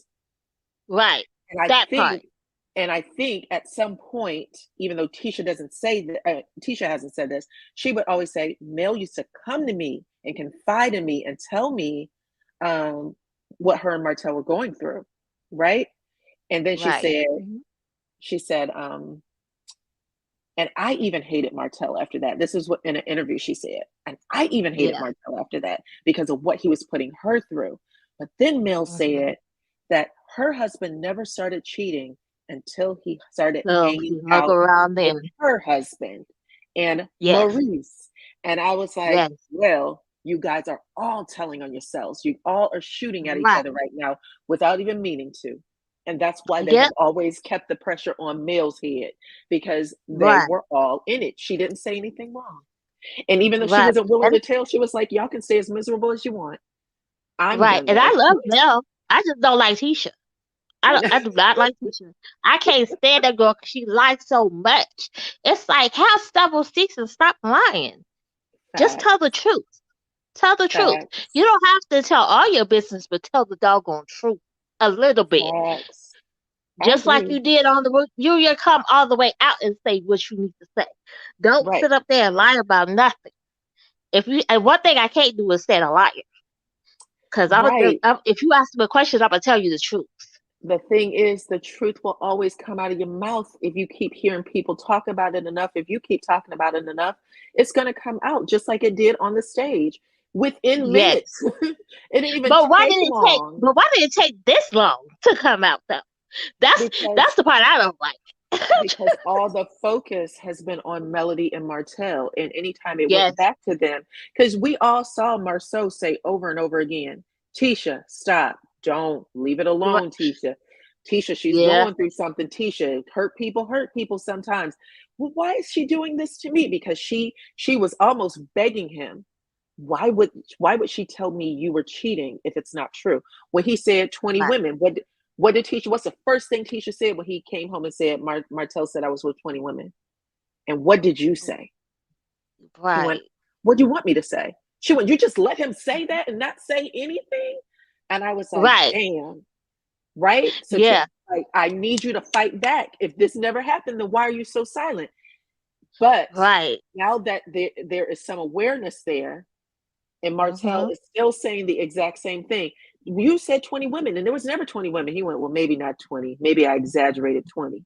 He didn't say I didn't say But there was none. but do you do you think that the woman that had the naked picture was the hairstylist?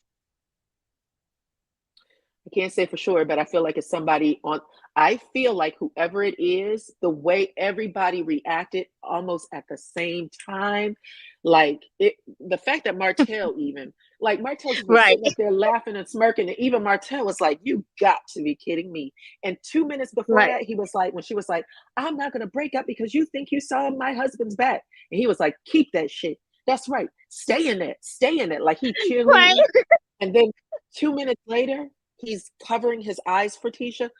That's I was like, men don't do that. There's certain Right. reactions that men don't do. And Martell was seriously like, if you want me not to never say to keep Tisha okay, because he already said if Tisha ever found out what Marceau was doing, it would It break will her. devastate her. It would Mm-hmm. devastate her. So when he did Yep. that, I was like, ooh, that's ugly. The only person on the stage that I thought had an expression that was like great, there was two. And that was Melody and Yes. Kiki. Kiki and Yes. Melody both were like, okay. I love that Kiki leaned in and like stuck her lip out like, bitch, I knew you didn't know what Yes. you were doing. You want to be mad at me for some stuff you know happened? Like that was what she Right. was giving me. And And then she looked Melody, good on the reunion. Both of them. and Melody just looks off, but it's almost into the camera like, I never have to say anything. You guys always telling yourselves. I loved Right. it. I I loved loved it. it. I loved it. Girl, it was giving me my whole entire life. I needed some popcorn and a drink. I know. It's like another lemon drop martini, please. I said the same. Right. I know people were like they didn't like this reunion and he didn't get answers. I was like they were telling on themselves left and right. They Right. Left never and had to. right. Yeah, they were telling on themselves left and right. I loved it. I was like Me bravo, too. bravo. I Y'all love did your just hat, girl. enough, huh? I love your What? hat. Oh, my So hat. cute. Oh, thank you. I Yes. appreciate it. Thank you. You're Yeah, welcome. you guys are And thank you awesome. for letting me come on, sweetie. I appreciate you. You come back, okay? Yes, ma'am. All right. Bye bye. Oh, and I'm from Louisiana. That's why I say yes, ma'am. Okay. No problem. All right. That was Lady All D, right. and we will catch her again. Thank you, Miss Lady D. Okay, I keep losing everyone's names, but this is Hannah Grace. Hey, Miss Hannah. Hey, how's it going, Diana? Diana. Diana, how are you? I'm doing good. I'm enjoying the convo, and I do like that hat. I have me a bucket hat that I might have to try that with too. Yes, ma'am. Go ahead and make it into a little fedora. It works. Okay, Okay, this is a grown-up version of the bucket. okay, I like it. Yes. But I Thank know you. I did go back and look at the recording, and it what Martell said was 4 o'clock. He did not say AM or PM. 4 Kimmy didn't PM. say it either, so I didn't. I'm Oh, like you now. I'm confused because I just okay. automatically thought, Okay. She said nothing after 4 o'clock. So right, we were to assume that's why I was like, it's PM because she said nothing after don't talk about anything that Maurice does after 4 o'clock. And I was like, well, damn, you're basically saying don't talk about Maurice. And there has to be some engagement. Well, basically, she sounds like a fool because, first of all, if you don't want him to say, I mean, come on now. Who do you think you are that no one can talk about Maurice after 4, but you can talk about everybody else? Girl, bye. Don't That's do why that. she said, that's You why she in said, your contract. that's why she said, I'm looking forward to the fireworks from everybody else, not from her. She didn't think that they did anything this season to be discussed. So when the credit one conversation came up, I know people were saying that y'all felt it was fake. I think that they were stumped. Like, ooh, you're talking to us about things that didn't happen on the show, but you guys weren't giving anything on this show. You know what I'm saying? Correct. So we found about what was going on with Kimmy's diagnosis in the second half. In the first half, it was me and Tisha are going to make up, and I'm going to go to Mel's pajama party, and then I'm going to create some mess at this Galentine's party by saying Kiki was talking about her. But there was no drama from Kimmy first half of the season. Mm-mm. We didn't get anything from her or Maurice. Maurice was sitting on the side, but the two of them was looking pretty, doing nothing. Collecting the check. Collecting the check. The second half of the season, we got, her health journey, which was intense, I felt. And I was happy that she was, in a place where she wanted to even put that on television, because that's all first time reaction. Like, she just got that diagnosis in June, and now we are filming, and you're saying all of this on camera. That was pretty intense. And I mean, those things were happening right back to back, because I think she said she got the diagnosis on June 22nd, which means if they stop filming in July, right? July sometime, those are just a few short weeks where Kimmy had to share her everything. Yeah. And your mind is still in a place where it's racing. So I'm going to give her kudos for that. That was tough. It is, but why are you trying to protect this man? You should not have, and if Carlos puts himself in a position to say, okay, we can't talk about Maurice after, I don't care if it's 4 a.m. or 4 p.m. It does not matter. This man is on a reality TV show. If he don't want to be talked about, go sit down somewhere. I just want to point that out. Carlos didn't tell them not to talk about anybody after 4 p.m.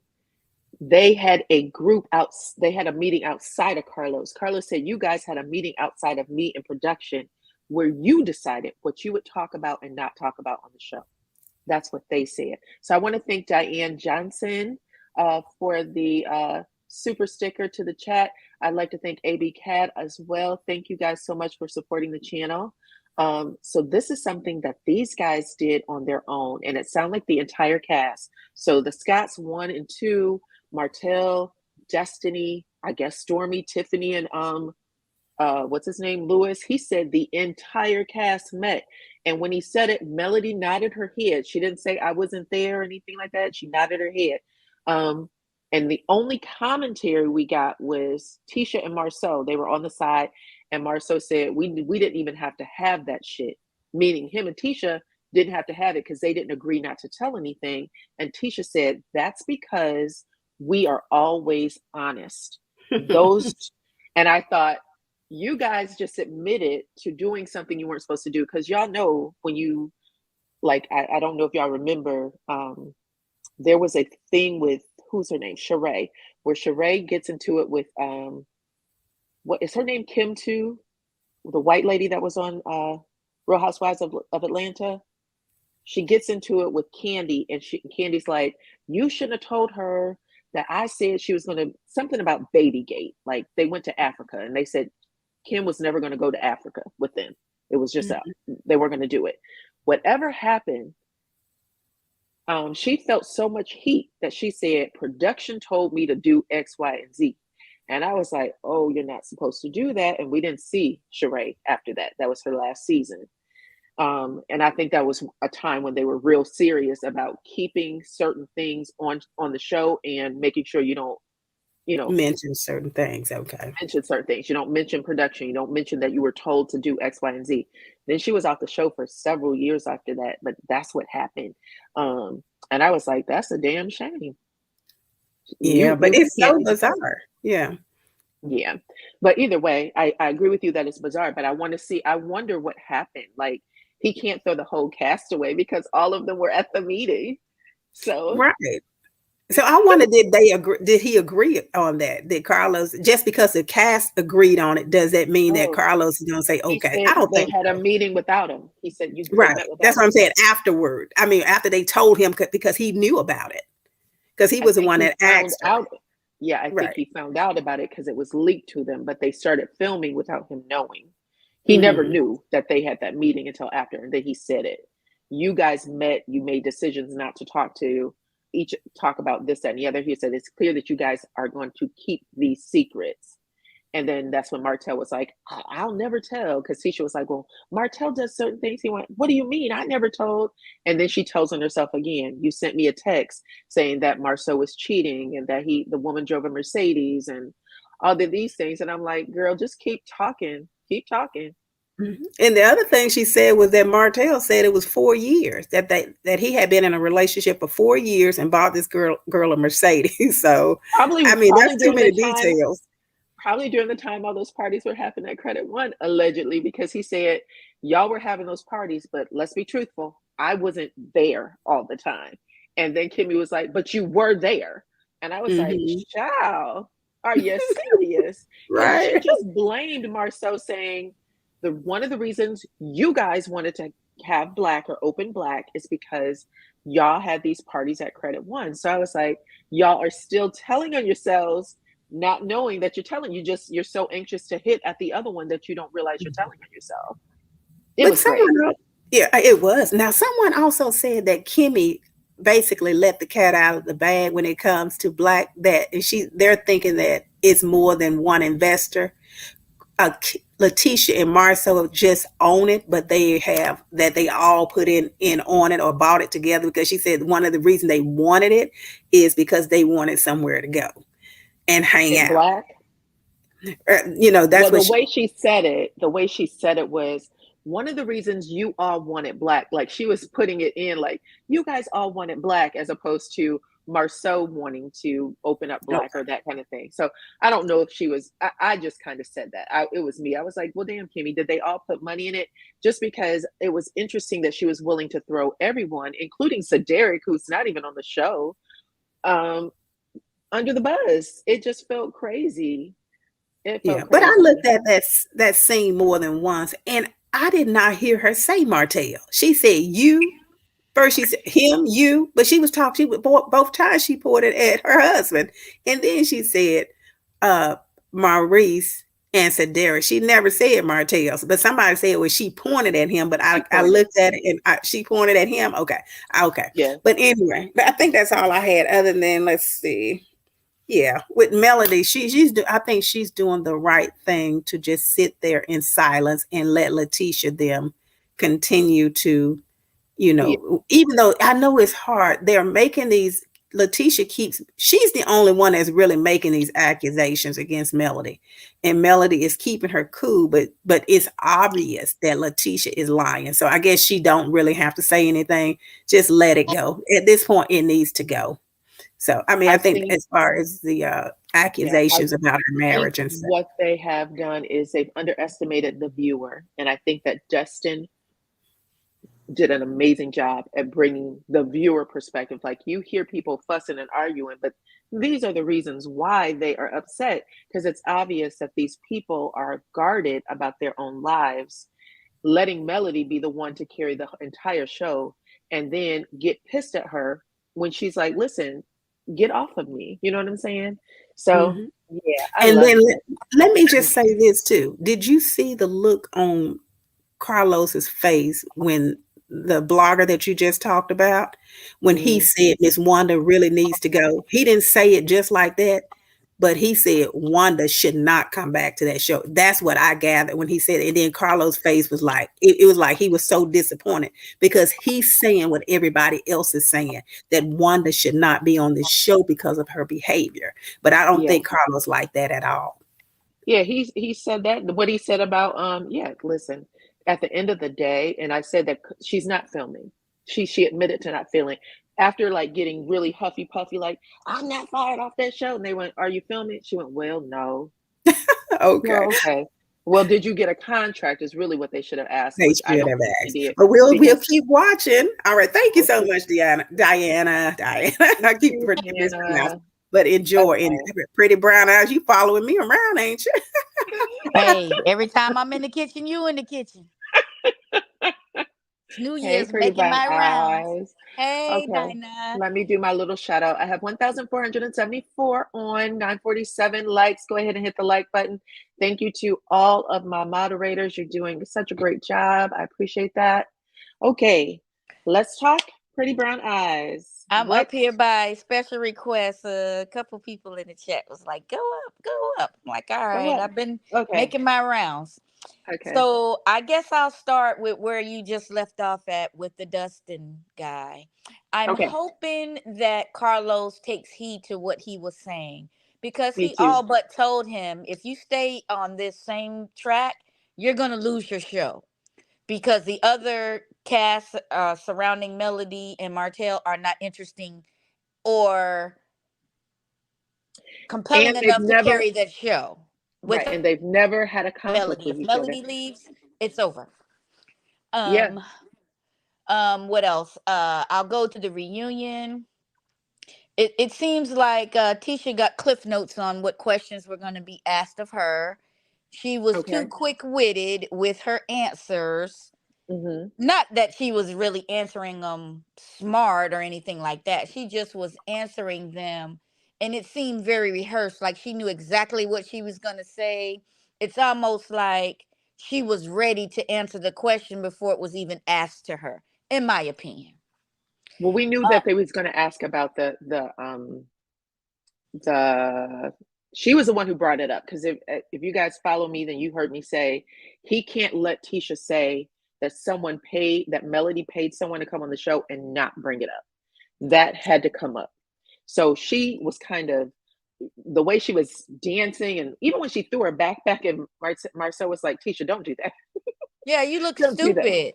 And you did all of that only to get Carlos thrown under the bus because Melody basically in my what I read from that was Melody's old hairdresser slash Martell's supposed to be cousin, and Melody made the connection, but it was with it was with Martell's blessing because he initiated everything by sending Tisha the text messages telling her about the affair and everything when she wanted her alleged receipts. And that's Right, when the restraining order got put on him, and him and Marceau were going to fight. And I'm assuming they were going to fight because he told Tisha that stuff. right. You have a great point. That's true. So that's where all of that's coming from. And then but for whatever reason, you could tell by the puppets, like what everyone else said, I agree. Tisha is stuck in season 1, and her puppets only confirmed it because she won't let it go. Melody pretty much kind of let it go, but Tisha's telling anybody who will listen, she's trying to ruin my marriage. And she said this for 5 seasons. Okay, Right, after this reunion, can we let this go? Melody does right. not care about you and Marcel. If you want to let him cheat in peace and stick with him, stick with him. Be a sister Melody wife. actually said that too. Did you guys, anybody get a chance to see what Melody was saying in the comments section of Facebook? She responded to some of the questions on her Facebook page. Someone actually said, y'all talking about Tisha all night about the reunion, but y'all failed to say anything about Mel admitting to wanting Kiki to come on the show and try to manipulate Tisha's marriage. Be fair, y'all. And then someone went on to kind of cover Mel saying, here comes these same old posts every day. And Melody said that she didn't bring any of this stuff up. She said that that Carlos brought it up and she's okay if they never bring it up because she's just addressing what they are asking of her.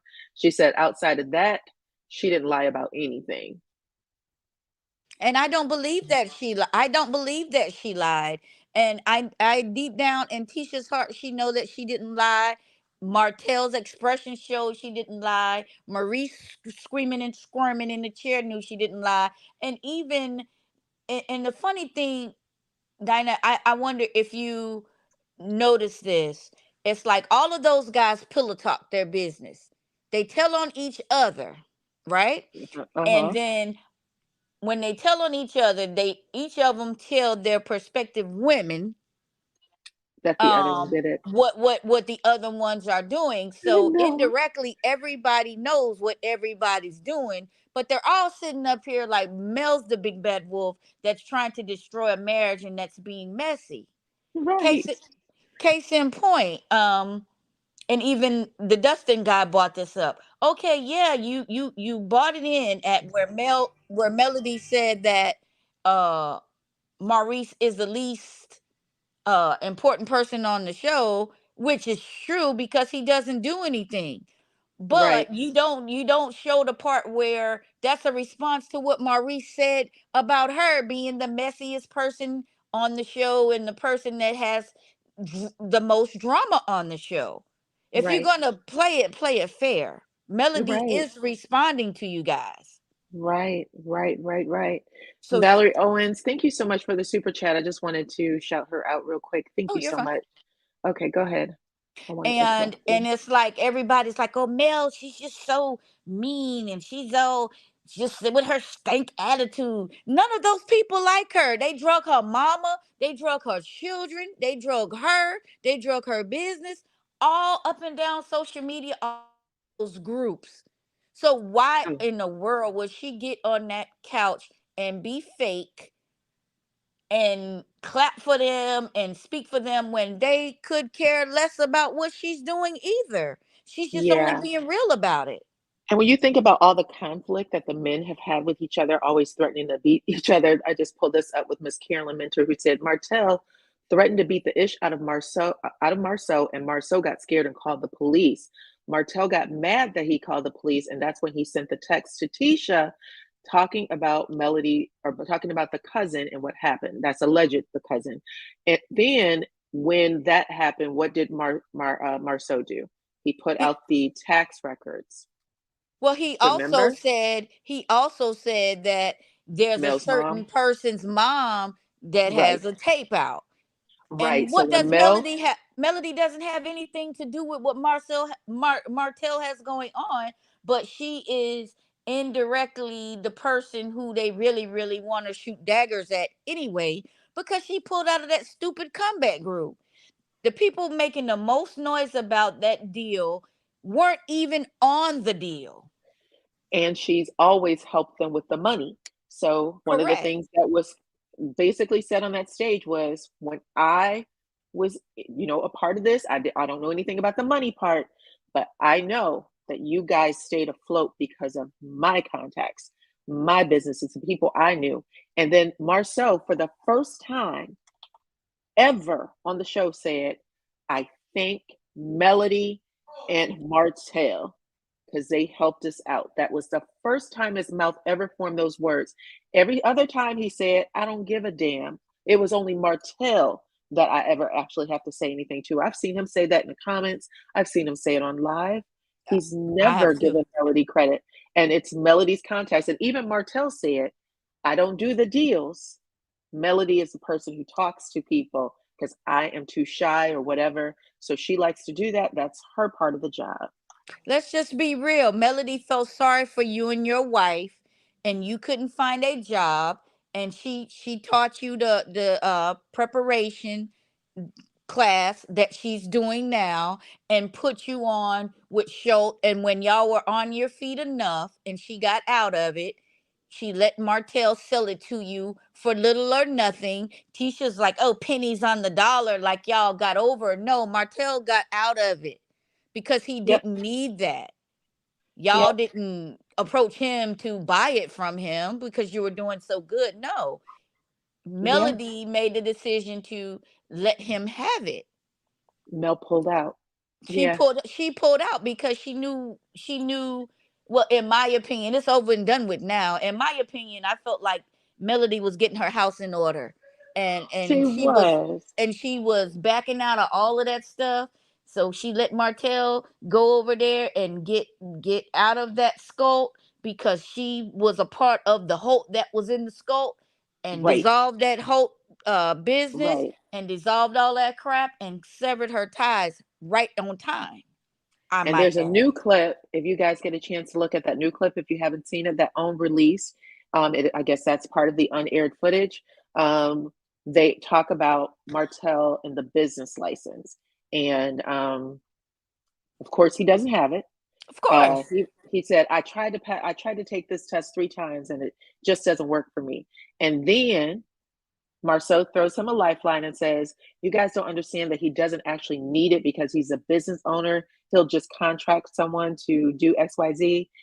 And then out of nowhere, and when he does it, Kimmy starts wringing her hands like, damn, don't bring this up, because it was a money thing. And Marceau drops his head, but he said, the one thing we don't talk about is you never gave your part. Like, Marceau didn't give whatever financial part he was supposed to for the business to, completely formulate his purchase. So Maurice basically says he was the one who put the money in on behalf of Martell. And Martell looks at him like he's going to say something, and he stops himself, doesn't say anything. Melody rolls her eyes and she just keeps it quiet too. But I need everybody to look at that scene. I will. Melody knows, looking back, that she dodged all type of fraudulent bullets with those people. And I guess the last thing, since you did bring up the next person that I would bring up, is Kiki, obviously. Okay. I got to keep my good brown eyes on her. I don't know that I trust Kiki. I know that the show is giving Melody and her a bad edit. However, you got to give them some type of material to work with in order for them to make it bad. Kiki, Right. you was running over there telling Tisha stuff. You do want, for whatever reason, if it's something to do with your childhood where you couldn't go play with the people on the other side of the tracks, I'm not sure, but she Right. still wants to be accepted by Wanda and Tisha and that side of the family. So I don't know that I completely trust her. Yeah, Tisha did her wrong, but that's still her family. So when it's all said and done, they prop Fish Called Wanda up there to intimidate her and remind her, okay, Auntie Bird is looking, don't say anything about Tisha or me. And Kiki started backpedaling on there, and it just looked kind of shady to me. And I saw how Melody looked at her, and I don't know that the trust will be there anymore. Right. So Kiki might be on her own going forward. I'm just saying. You know how our girl will do. She will cut you off if she feel like you being a snake. Kiki has been reunion. So I don't know that I trust her, but I mean, overall, it was a bad edit on Melody. They're trying to portray her as the bitter, black, mean woman who thinks she's better. I mean, I'm sorry if Tisha spent her time on camera talking about Melody and not focusing on promoting whatever business ventures that they have. Martell didn't promote anything. He ran behind. They all tried to make Melody look bad. And in the meantime, she's promoting her stuff. She's still posting. She's doing everything and making money. And they resent that because even with everything that they're trying to do to her character, she's still getting fans and she's still beloved by everyone. And they can't take it. So they have to make her look bad. And I think Carlos is included in. That's just my opinion. So Successful, at the end of the day, it just feels too weighted, and it makes and just like Dustin said, the reason why everyone turns it back on you guys is because, first, Melody actually went through some shit. We actually saw it. We understand that she's going to need some time to heal. The problem is all of you are too eager to keep beating this woman down. mm-hmm. wrong with you. You're not even a good person. You're not good as a human, period. So there's nothing likable about you at this point. And we don't None like of them. it. And he told him flat out, Martell is ruining this show. Yes. And that's the one who Carlos The loves. other thing is, if Martell or Melody is the problem, then how do you like Martell at all? He keeps throwing you guys under the bus any chance he gets. And it's funny that you keep doing this every damn season. Like, what's different? Well, That it's is what we're old now. looking for. It's old, so I'm hoping after these two more episodes that they put this male ruin my marriage and Marceau cheating stuff to rest, because Tisha is clearly not leaving him. Everybody get your own storyline. Y'all have enough stuff. Y'all got the credit one scandal. You got the cancer. You got the lawsuits and your own marital issues. Everyone has something that they can focus on besides Melody. So let's see what they do going forward. But I got my eye on Kiki, and then the rest of the other extras, I don't even think about them because they're just really all clout chasing, including though Stormy, her mom, and all of those people. They're clout chasing and just, you know, time to even Oh, feature them. But I'll drop down. I know the next person is waiting. Thank you for allowing me up. I thank appreciate it. you. Come back. Come back the next one, okay? I will. Okay, bye-bye. So someone Um, had, I'm oh, sorry. I'm sorry. Someone had asked in the chat if I could play the clip I was talking about, the unseen footage, and I can't play it here on the live because I think it has music attached. Sometimes they put those things, and I usually slow the video down, which I'm not able to do on the live right now. But I'm so sorry. This is Lizette Taylor. I don't know why I keep losing my names for you guys. Let me put it back up here, Miss Lizette. This is your first time up. Yes, it is. And I am really enjoying the show. Thank you so much. It's refreshing. Love the different projective of everything. So it is really, really refreshing. But I only have like two little things, and I'm making it really quickly because I know someone else is waiting. One, my thing was Tisha told on her own self when she sat in that car with Marceau, when she went to go check him. Once she didn't check him, she went to him and started crying. Basically, she was fighting back the tears because she knew that this happened before and she's getting tired. So she told on herself in the car. And She's then, still telling on herself. yeah, she told on herself in the car because for me, I would have got out that car and Lord knows, trust me. Black would have just been a B because it's a little strip mall anyway. That part would have been gone. You see what I'm saying? So Yes.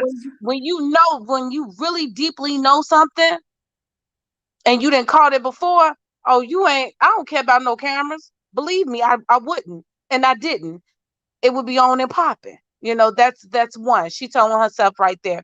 Then I really want to know if they're gonna, since Lou and Tiffany gonna be off the show, are they gonna interject Chris Fletcher and his wife? Because it's been said that he's been a cheater as well. You know, so it's all like Sidoric, Chris Fletcher, Marceau, Maurice, and Martell, and a couple of them already didn't got caught. I've actually heard. I don't know if I read it or saw it. So I believe I read it someplace when one of the social media pages that he's been filming more scenes. And I did see Chris Fletcher like some of Melody's posts recently. So Okay. maybe he's filming with her on some things. We don't know. So I don't know that position, but Because I would like to see that because he brings a different, he's a little older, but he brings a different perspective, and he's a little bit more mellow to everything. And his wife seemed to be a little bit more upfront because I think it was season 2 when everything had got into it, Melody was sitting down with his wife talking, and she was giving her perspective and everything, what to do. Nah, that lady was telling her how to move. That's what she was doing. Because if you remember, all of a sudden, Melody mama got pulled out of scope. Melody moved her mama around because Melody is a good chess player. Don't ever get the yes. game twisted. I've said it from the beginning. If people want to learn the art of war, pay attention. This is the free advice. Everything That's that you correct. watch her do, because we can, you see something wrong, you want to blow up, get pissed. You got to play your cards. You got to know which piece to play. And Because I I'm know going to that. give you one more hint about Miss Melody. What's Remember, that? she took him back and she was pregnant, right? She was like, "Oh, we're gonna go to therapy. I'm gonna take him back." No, Miss Melody she took him back because she had to cut ties, and she couldn't cut all them financial ties right away. Oh, baby, it was a method to her madness because she was pregnant at the same time Arionne was pregnant, and then all this stuff was coming out what Martell was doing for her. No. Just think back. Come on, let's think back. That girl car got The repoed. paperwork. I saw Huh? the paperwork. I saw some paperwork. I saw some paperwork online. Those ties were cut before the show started. Oh, wow. Because I heard allegedly she was one of the people that got Arionne car repoed because that was her money. Some of that went towards her money. Came out and did her little round of interviews. No, you said what now? Paperwork out there Mm-hmm. online, and I can bring it to you guys a little later. I saw it online. Those ties were cut before the show started. So when she called Carlos and said it's done, like she Mm-hmm. knew, she already had found out those things were happening. She had moved out. She had gotten herself a lawyer. All of those things. She was really headed to a divorce. She was like, "Get this shit done. We're not doing this. I'm not doing this with you anymore." When she came back in, though, Mm-hmm. believe what she's saying. She said, when I came back in, I have never played my marriage like I'm going to, not just stick in it for this moment and leave for the next. She said, when I was in it, I was in it. But she said when Mm-hmm. they were at the table dissolving the businesses, that was real. Her starting a new business while they were in the middle of their reconciling. So her starting Embrace was real. All Mm-hmm. of those things were real. Like I thought we were back in it, and they owned the businesses 50-50. They put a hold on it. But the paperwork had already been ready to go. So I think they just got the paperwork back up because she said she was going to Very, liquidate yeah, her. I've looked at Melody and I was like, homegirl taking a page out of my book. She's very strategic. And that's what I like about her. And she showed all her business. She put her life out there for us. And that's why I guess everybody is her fan fave because everyone liked her because she was true and honest. And she was like, you know what? I'm not going to uphold Martell and his shenanigans. I'm not going to do it. I'm out. This is what he did. This is what this girl called him. So I like the fact that she did get ahead of everything and she put it out there. But what I didn't like, Tisha playing the card. Oh no, this never happened to me. And look at here. Melody was holding some cards now. As you can see, when she came with an armor on. She came for war. Like she had a little saying, when they go low, I'm going to hell. She meant that. She was there for hell. She's really she's tired of them messing with her. So I do like her spunk. I do like her class, her savviness. I like a lot of things about Melody. So I do respect her on a lot of different things, and she is a reactor. Somebody do something to her, she will react. But I'm gonna go because I know somebody else. And thank you so much for your fresh projector and everything. And I will be tuning in later. Thank you. Can you guys hear me? No. I can hear you, but it's going in and out. It's only when you start back talking, and then we catch the end.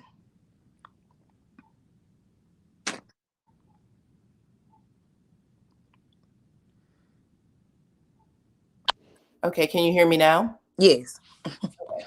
I'm going to take out the buds for a second. Okay, this is Miss L'Oreal. This is your first time up too, huh? Yes. Okay, well, welcome. I appreciate you coming up. Thank you for having me. Now, I kind of wanted to ask you a question about the paperwork. Did they file foreclosure before the show happened? Mm-mm. I mean, not foreclosure, bankruptcy. Mm-mm. No. Okay. No. I thought I had saw that somewhere, and I was like, oh no. Okay. think all of that happened before. I mean, I think all that happened after. I think when, they legit was about to split everything, I think what really created the situation with the bankruptcy is that they had to pull out of the deal, the development deal, and then that's why Chris was like, you ruined all of this. Like, they were going to call this thing Holt Manor, and you could get your mess under control. Like, your kids could have been set up, your grandchildren could have been set up. That has to be like the worst thing to like lay your head on a pillow every night and think about. You know what I'm saying? Like, you lost that much money. That's crazy. I think her and Chris Fletcher are going to have something going forward. I think that's a good reason why he always brings up, I can only hope, to Martell, and he keeps a good rapport with him. I think he cares for Martell as a friend more than the others do. Mm-hmm. But I think he really, wants to kind of let him know he's going to be working with Melody going forward. Mm-hmm. And as far as Chris Fletcher, as I recall, when his wife was talking to Melody, I think she did say that they had some issues before within their marriage, but I think she already addressed it when she sat down with her. Yeah, so the reason why they were going to them for counseling is because they had already went through an infidelity, and so helping them through it. Right. So I don't think nobody should go and dig that up, because they came out with it and they were, forward with it. Yeah, they can't get that over them anymore. Right, and that's what Tisha and Marcel should have did. That's why when he was like, you got some rumors swirling around here, and I was with my wife, so we're not doing that. So. Yeah, don't put me in that. Always putting his name in something. That is a mess. But yes, Miss Tisha is a broken record. She's stuck in season 2. Poor thing. I really think she is obsessed with Melody at this point. Because you made a puppet. A puppet, girl. You made a puppet and put a 27 piece on the puppet. I'm not with Carlos was saying she had oyster crabs. I feel like she ordered that and she told them how she wanted it to look. Like, what store off of Etsy did you hit up, girl? This is a mess. I love that. She sure did. Yes, that is crazy. I was like, okay, you showed you are truly obsessed and really stuck. She is really stuck. And she brings it up every season. She brought it up to Martell on her so-called letting Martell back into the business scene. At that point, I already know they're filming so they can get a check, because there's nothing to come back to. You're right. That was it. We just want to check today, so let's meet and have a bogus conversation. But it did take a lot of Martell to hold it in. He did. He ate a humble slice of pie that day. He sure did. I agree. I was like, I love watching their body language and facial expressions, and when they want to say something, but they stop themselves. Mm-hmm. And I was like, it's really impressive to me, because because once you say something, the dominoes is gonna fall, baby. Yes. Something else. Yes, I love that Melody. I heard on some other blogs where they're not, I mean, they cover love and marriage transfer, but they're not, Melody supporters straight like that. Yeah. And a lot of other reality shows. So they just view it basically more with fresh eyes if they catch it. But they said she was nasty and so rude on the reunion. And I said, absolutely not. Melody came in, she let them know she was not going to be fake with them tonight, and you're not going to put this mess on me. So you might as well ask another question to someone else. And that was it. That was it. She let you know, not today. I think that's what she was saying. She was like, I've been here before. I sat on the stage where I smiled at everybody. I already tried to, make amends with everyone, and every single one of y'all turned on me. So why should I get up here and pretend to be friendly with people who went after my mama, who went after my children, who went after me? No, I don't care what the damn people was. Yes, I was there for it. I feel like Marceau came in. Maurice always watches the crowd, and I think that's what those brothers have in common. And I could feel the tension between the Scott brothers. Something is not going on between those two. I agree with you. I said the same thing. I was like, was Maurice trying to throw Marceau under the bus with y'all own stag run? Y'all own stag run. Mm-hmm. And his eyes was looking like, what? So that lets me know it's other properties involved.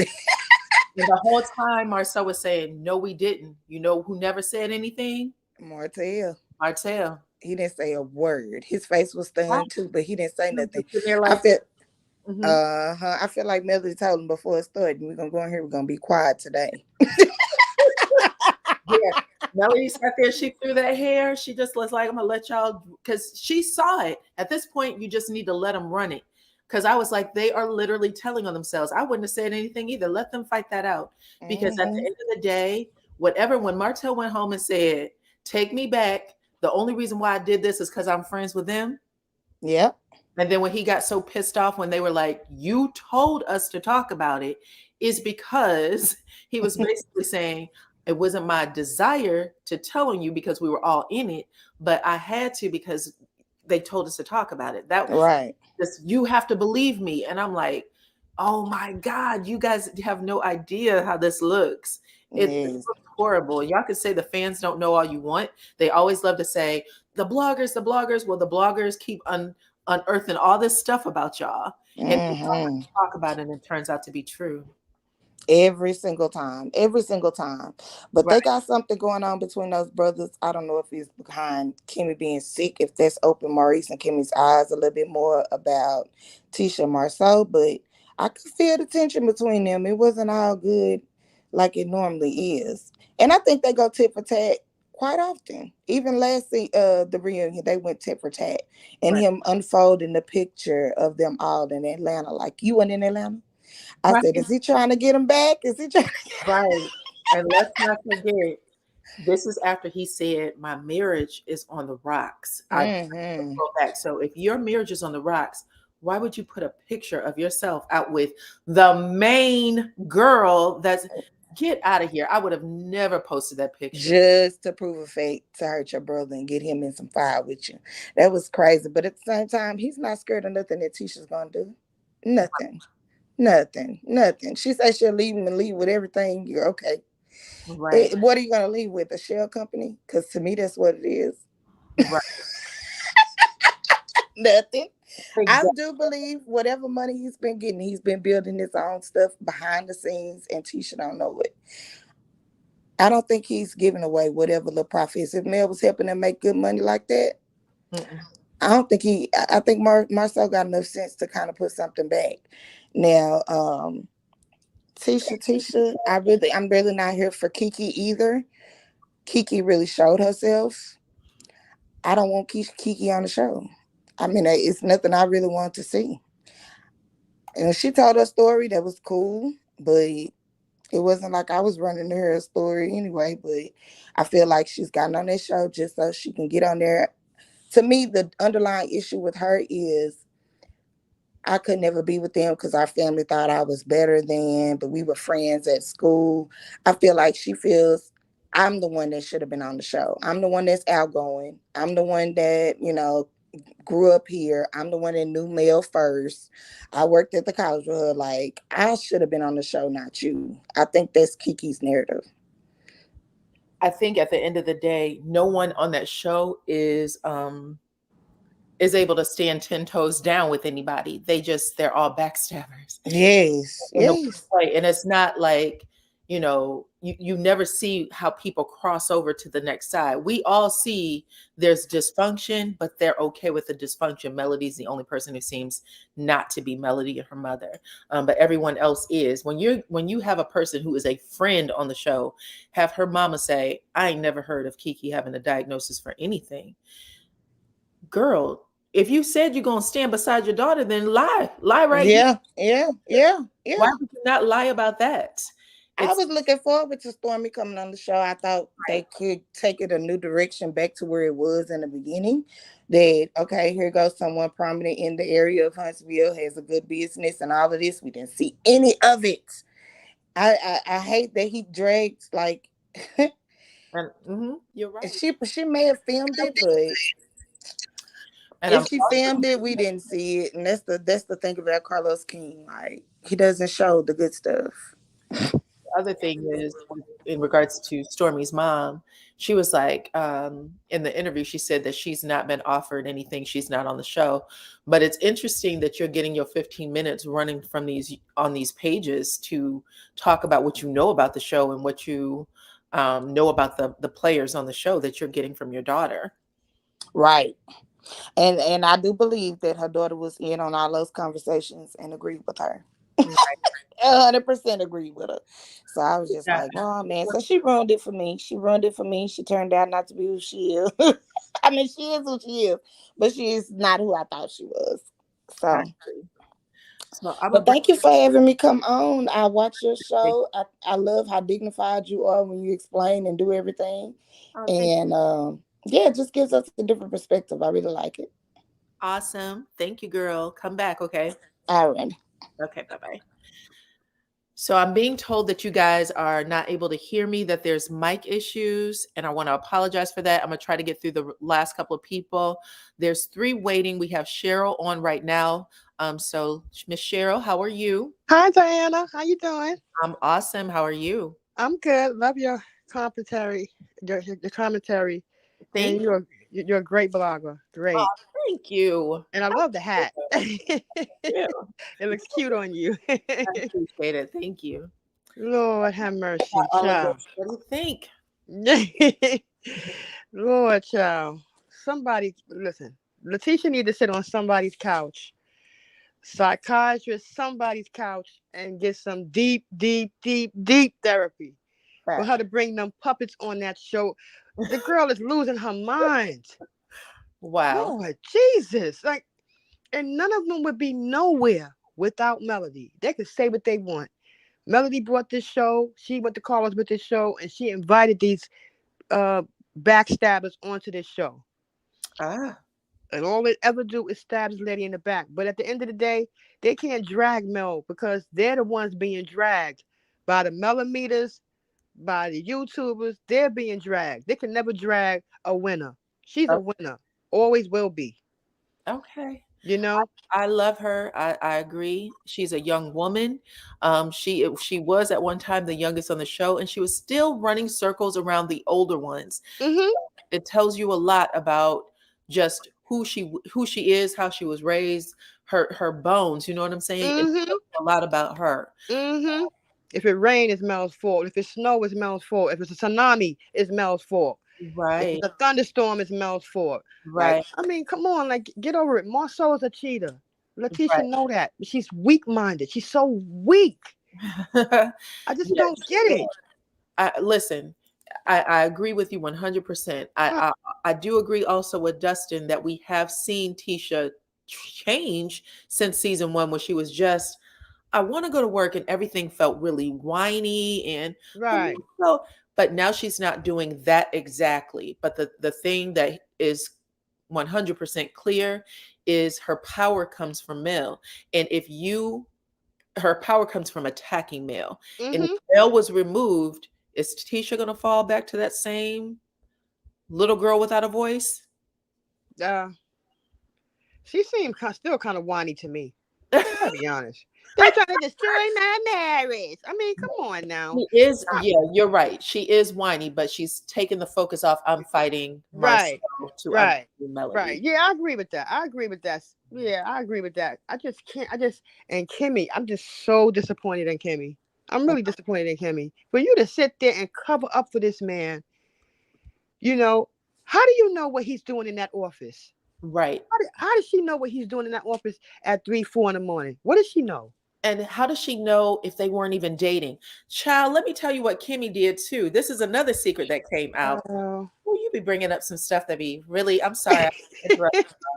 But you guys, Kimmy has sworn up and down her entire time on this show she was not a side chick. She was not a side chick. Am I right? Yeah, that's a lie. Okay. So she goes from saying I'm not a side chick to telling the story when Maurice cut her hair saying, oh, I met her through a friend, which happens to be the other brother's wife, right? Mm-hmm. So it was his brother-in-law. She's like, I met him through a friend, and she said that he could cut hair. So I hit him up on Facebook and said, could you cut Jalen's hair?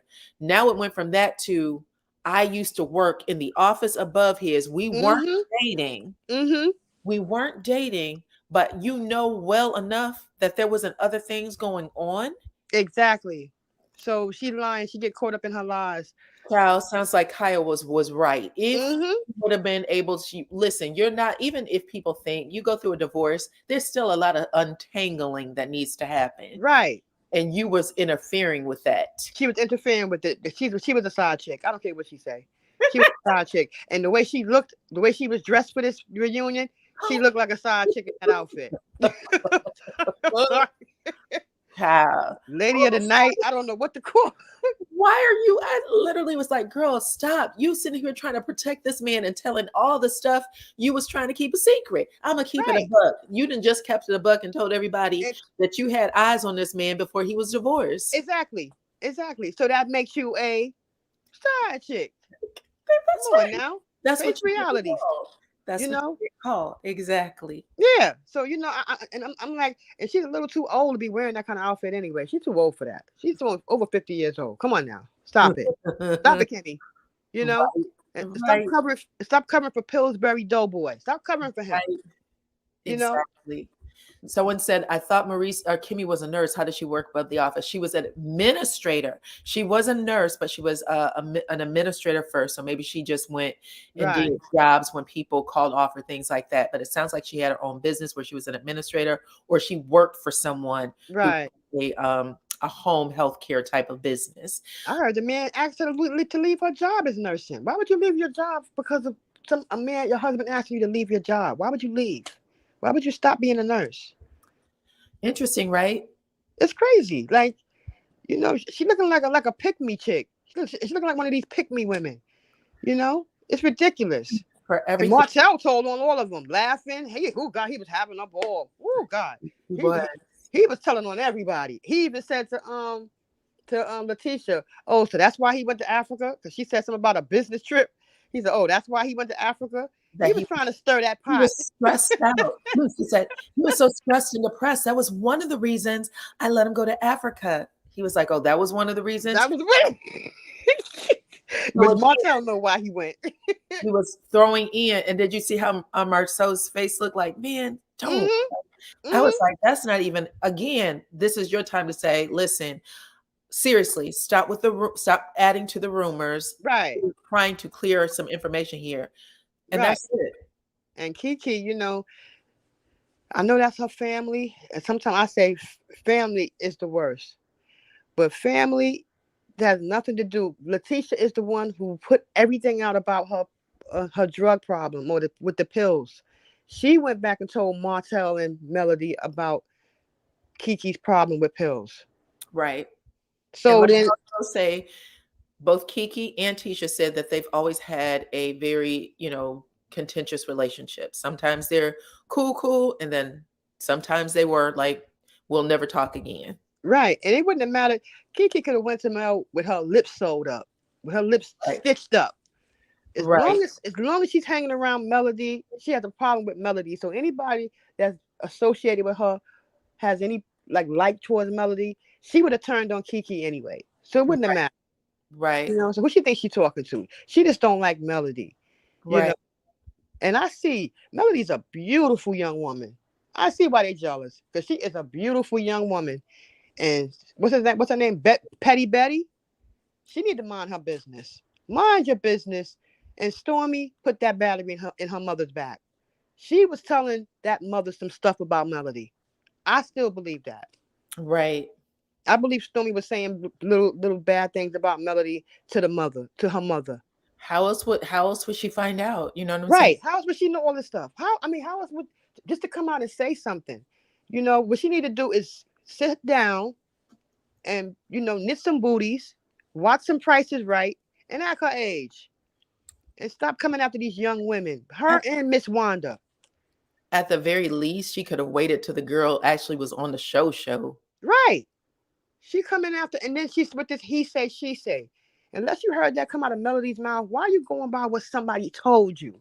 Right. And, after all that stuff went down last week, whenever, her and her mom was going back and forth trying to blackmail, Mel had to film where she was doing the charity stuff, giving away the turkeys, and she was there. Stormy was there. Oh God. helping feed food to the homeless. So I was like, so she clearly had to film. So I wonder if Melody and her address it there. Hopefully so. I mean, I seen her at the charade at the chateau last night for New Year's Eve. I'm Mhm. like, I don't know. She plays both sides of the fence, Stormy. I don't like her. I really don't like her. You know, you playing both sides for now you over there in Atlanta. When you start hanging at the chateau? Right. Really? When that Right. who do that? He doesn't hang at the chateau because there was one part where someone asked him, where do I know, what's the Wi-Fi code or something like that, Wi-Fi Right. password. He didn't know. He didn't. I was like, no way, Martell. Like he didn't even say, let me go get it for you. Like he was like, oh, I don't know. This man And I don't was know like, nothing. He can't even pass an open test. An yeah. open I was like, you was just there delivering food with the family. Just admit that. Like right. Sheree wanted some food. You guys were cooking. You have family members who did it. And Right. you just drove them down there for catering. And Sheree. Oh gosh. Another 50-year-old. You know, some of these women make the older women look bad. Like, you know, he's a nice guy and he's a great father. She sounds just like a pick me. I think she's one of the biggest pick me's there is.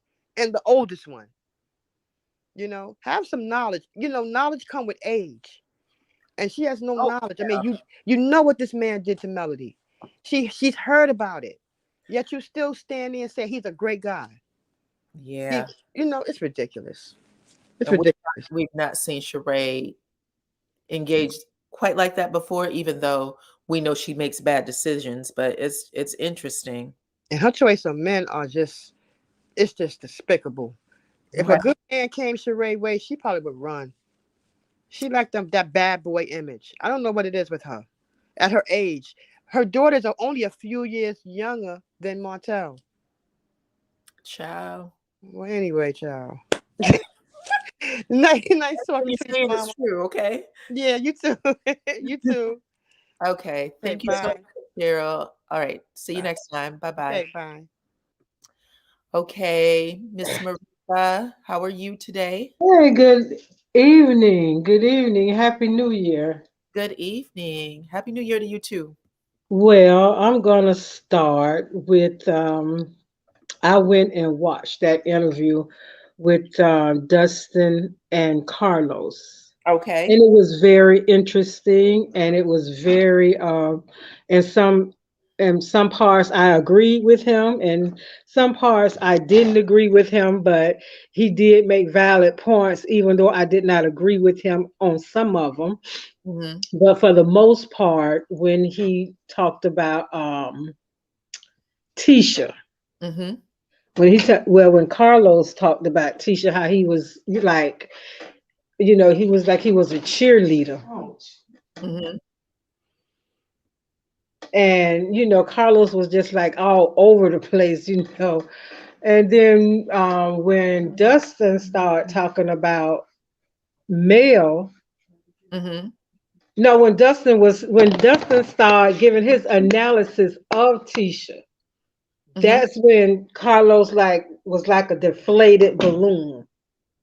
Because when he said that Tisha was stuck on season 2, Mm-hmm. I began to look at it and I said, yes, it's because when she had that puppet, the puppet supposed to be representing Mel at a crucial time in Mel life. And the way he explained it, I said, well, Tisha, that explained the way Tisha is. Because, see, everybody's upset with Mel. Some say about the 40 acres. But Tisha is upset with Mel because Mel don't want to be her friend. That's how, like, look, kindergartners, you don't want to be my friend no more. Why you don't want to be my friend? And that's the way it comes off to me with Tisha. That's what Tisha is mad about. Mel don't want to be her friend. Mel pulled away from her. Mel wasn't there for her. It's like even though Mel was going through what Mel was going through and needed to be there for herself, Tisha wanted Mel to be there for her. I don't care what you going through. I need you for me. And that's how Tisha, somebody said Tisha grew. Yes, she grew from whining, from being just whining to being a whiner. She just whine more and more now. and it's the same. It's the same thing, and I felt so. At first it was like, is this girl for real bringing these puppets? But now when I listen to Dustin and the way he said it, it was like Tisha has a problem. And it's a very serious problem. This is real life. This is not a movie or something that we see. This is real life because Tisha has a lot of venom in her against Mel. Let me And ask that's you a question. Let me ask you a and question. Because you watched the Dustin interview. For anyone who is on the channel asking how to see the Dustin interview, Carlos King now has a YouTube channel, and all you have to do is Google Carlos King, Dustin spelled exactly how it sounds, Ross, Ross, and it'll pop right up for you. Now, one of the things I just wanted to highlight this comment. The Black Bumblebee said, Dustin Ross said Melody is the puppet master of the entire cast. You heard her say that? You heard him say that when you watched? I didn't hear him say. I did not hear him I say don't that. think he was saying it in a negative tone. He Now, was for me, because I was moving around when I was listening to it, but I did hear him say Melody is the show. It Melody. that That's what I thought. When he said Melody, he said Melody is the show. And and he said, come on, let's just keep it real. If Melody leave the show, what would everybody else, what would they have to talk about? What would they have to do? Because the way he explained it, it was like true. Everybody now, okay, we have been assuming. We assume this is going to be the final year, final season for Love and Marriage Huntsville, because it's going nowhere. The show it don't even have a direction. It's not going anywhere. So maybe this will be, maybe not. But let's just say this is going to be the last year for that show. right. At Tango J, Melody, that for me. I'm sorry. Tanga J asked a question. If you could, that'll be great, Miss Tanga. Okay, go ahead. Melody. okay. I'm sorry. Melody is the only one that, she been called all kind of names for doing it. But she been misposted, Queen. She always posting something, but look where it has gotten her. So everybody's supposed to be in a business. So why haven't you been? Um, Even Stormy, you come on with a blaze, but look what you're doing now. You went over to the dark. I don't even want. Yeah, you went over to the dark side. You Right. went over to the side where I'm gonna go here because this look like this the winning team, so I'm going over there. And that's what she did. You got this $1 million company, and this is the way you're gonna act, and you're gonna do it on TV in front of people that Right. may or may not be a consumer. And you're supposed to be selling your brand. So you're supposed to be doing that. And Right. everything this man said, it was just like it was on point, but what he said about Mel and Kimmy. Mm-hmm. Now Mel do have a reason if she wanted to be upset with Kimmy. She has a reason because Kimmy knew about if Maurice knew about it, Kimmy knew about it. Right. So Right. Kimmy is a Scot. So everything that goes on, everybody got to be as one. They got to be a unit. They got to be like one. So Kimmy knew everything about everything. But these people they sat back, they laughed in this woman's face. They broke bread with this lady. They did whatever married people do together when they're with other married people. They did that. And all the time they knew that what this man was doing to his wife.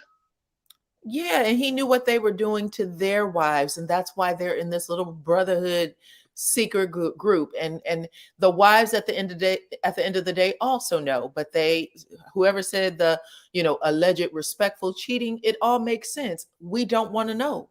We don't want to know. It is just crazy, and I'm gonna say I never really liked Kimmy, but whatever respect, the little grain that I had for her, that's just totally blew away because she just should have shut her mouth and let her husband get out that wet paper bag himself. But she wanted to do it and she just dug a little hole for herself.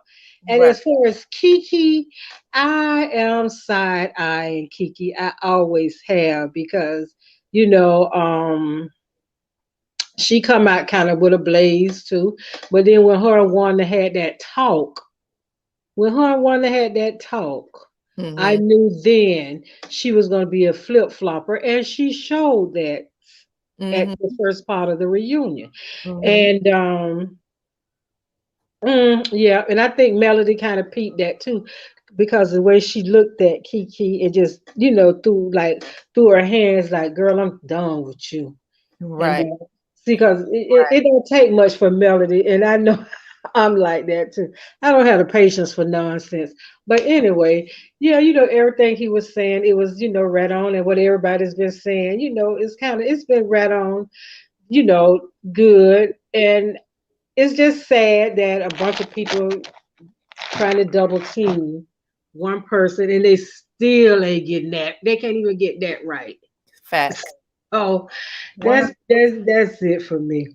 All right, Miss Maritha. Well, I Mhm. appreciate you coming up and coming back because you've come on before. So thank you so much. And Mhm. let's see, I'm gonna bring you back down, and we got one more following anonymous.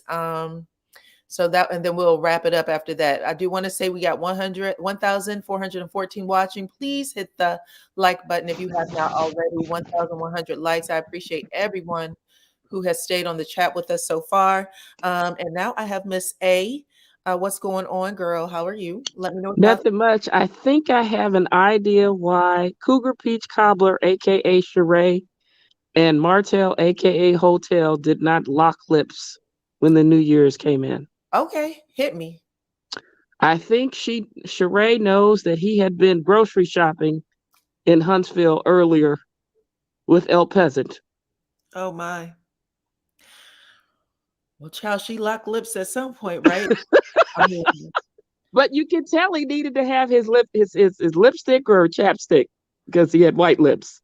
But that might be the reason why they didn't lock lips. So you just let you know. look, I'm with Tasha Raines here. What is going on? God. Okay, I I am. hope y'all laughing. Was way too much on. You should have given us a warning. I was trying to get y'all to laugh at least before the evening. Okay, guys.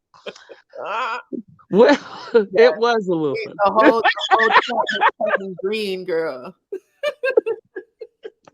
We got y'all going. Okay. Nigga J said that Damon Guy was there. Yes, he was. So was Jonelle Pran, the PR friend. She was there too. Yes, Tanga J. Yeah, there was an interesting party. I just thought that they had no chemistry. Well, we told you why. He's drunk as all get out. There's no real affection there. There's no kissing. There's no, I'm, so happy to bring in the new year with you. Mm-hmm. Nothing. So Carlos didn't arrange this as good as he thought. Okay. No. But I got you. But here we go. There is Damien. You think they're swingers? Damian Hall. No, Sheree does not give me a swinger vibe. I feel like it's PR. I feel like it's PR. Yes, PR stunts. That's what I thought. The whole thing was PR stunts. Yeah, that's what it felt like. It felt like PR to me. Here is Sheree and Martell. Look at how he's smiling. He's smiling like he's with one of his kids. Oh, I thought he was the kid in the whole group because that looked like his mother, in my opinion. I thought it was a mom and son approach, but just saying. Yeah, so that was what that was giving me. I mean, listen, anything's possible. It just feels a little different. He was happy to get out the house. Like I said, he couldn't. He had a downer, so he needed to get an upper. Facts. But yeah, you did get the kiss. So that's the reason why the chapped lips wouldn't work. So if that comes out, that was the reason. Okay. So you heard it here first. I don't know why we didn't put that together. We were just like, he's dehydrated. At one point, he knew his lips was white because he wiped his lips when he was talking. Child, he was missing his lip gloss, wasn't he? You know. Yes. That's what I said, baby. Them lips are crusty. Like you got. Well, now we know why they're crusty. That's why everybody was puking in the whole thing. Got you. You smart. Girl. You smart. So the Dustin Ross Carlos King, aka Queen interview. Yes. Was very revealing And I think Carlos made a lot of Freudian slips that he didn't want to have talked about, of how he arranged everything for the phone call with Sheree. He had to get the phone call cleared. So he had Correct. a phone call cleared with Bravo. So that was scripted. For that, I kind of figured that out. It was definitely listen. There was no reason for Martell to be on the phone with Sheree. That's all a joke. But he has to get the phone call cleared. So that means it didn't happen beforehand. Correct. It did not. Now we thought, because remember, he was supposed to get a phone call during the season, and it didn't happen on the season. Well, that's why I said I think he could only do it at the reunion, because that was the whole point of the thing. Like, remember, she was supposed to be there at the finale, and then he made the comment. Yeah. So I know that was out there that she was, but I don't think she was supposed to be on the reunion. It was only supposed to be a phone call. Yeah, that's what I thought. I thought the whole point was to have Sheree come in to make it look like they're together an item as a PR stunt. That's what I was saying. But if you notice, if you notice, you could tell Martell is just like LaTisha. When that's what Marceau said. He said that his wife and Martell are just alike. When when he said when Carlos introduced her as Melody Cherie, he said hope, like it's still his property. Yes. So he still has put Melody in a bad mood, because he did that, and then everyone on the stage started laughing like that was something funny. It was not. Well, it's the same thing like Maurice was trying to tell Melody that he controls his wife, Kimmy, on who she's friends with, because he's good friends with Martell. So that's why I said you're seeing the misogynist and the chauvinist type of approaches from the men. They think they own you. And you could tell Melody out of the whole group was the only one that was an independent woman and said, no, nobody owns me. I don't have to be around y'all at all, which I appreciated. Right. I agree with you. Yeah. But I'll tell you this, because I know we're going last, but I was very scared and concerned about LaTisha's codependence on the puppets. You thought Tisha came alive when she grabbed them puppets? Well, even Kimmy noticed that she was she didn't smile. You know what I mean? Like, this should be a joke, right? That you're doing it. Well, I'll tell you what, Kimmy should have been worried about. At this point, when the puppets came out and her husband was slapping his back against the couch and stumping his feet like that was the best Eddie Murphy joke he ever heard, that's what she really should have been concerned about. She should have looked over at him and asked him if he was okay. I think she was for both. The same way Tisha fell backward when she was talking to Kimmy or talking to Kiki, and he said, babe, don't do that. Marcel was like, babe, don't do that. Like, you're sitting here dressed in this, gown and everything. You look like a clown. She should have looked over and said to her husband, don't do that. Yeah, I wish she would have, but Kimmy, I think she was more embarrassed that she was a snot at that time, seeing the puppets. But you also could tell that there was tension between Marceau and LaTisha, because they showed the little edits of them talking while other people were talking. So you could tell it was scripted. Somebody had something. But I think people are right about Kiki playing both sides, because it looked like Wanda was trying to be a bully for her, but I'm glad she's no longer on the show. So technically she's just basically working with Betty to try to still do the bullying of Melody. But I think, like everybody has noticed, Melody understands this is chess. Right. And at least one thing I was going to tell you before I go, because I know this will be probably the last one with the next person coming up, is that everybody was trying to get Melody to quit. But I think Melody has gotten, and I said this on a couple other panels, she has something unique with her advertising that is cutting edge, that I think is helping kind of help other people, artists, do new things. And it's through you guys. It's the content creators. It's Love and Marriage Huntsville. This show is a microcosm of life and how to deal with a narcissist, a person who has 10 traits of narcissism and malignant narcissist or a narcissistic sociopath. But I think it also is saving her life. It's saving the kid's life, in a sense, for us to see what's going on when he has his manic episodes. And it's also saving the peasant's life and her child. Because when somebody's lost everything, they'll lose it.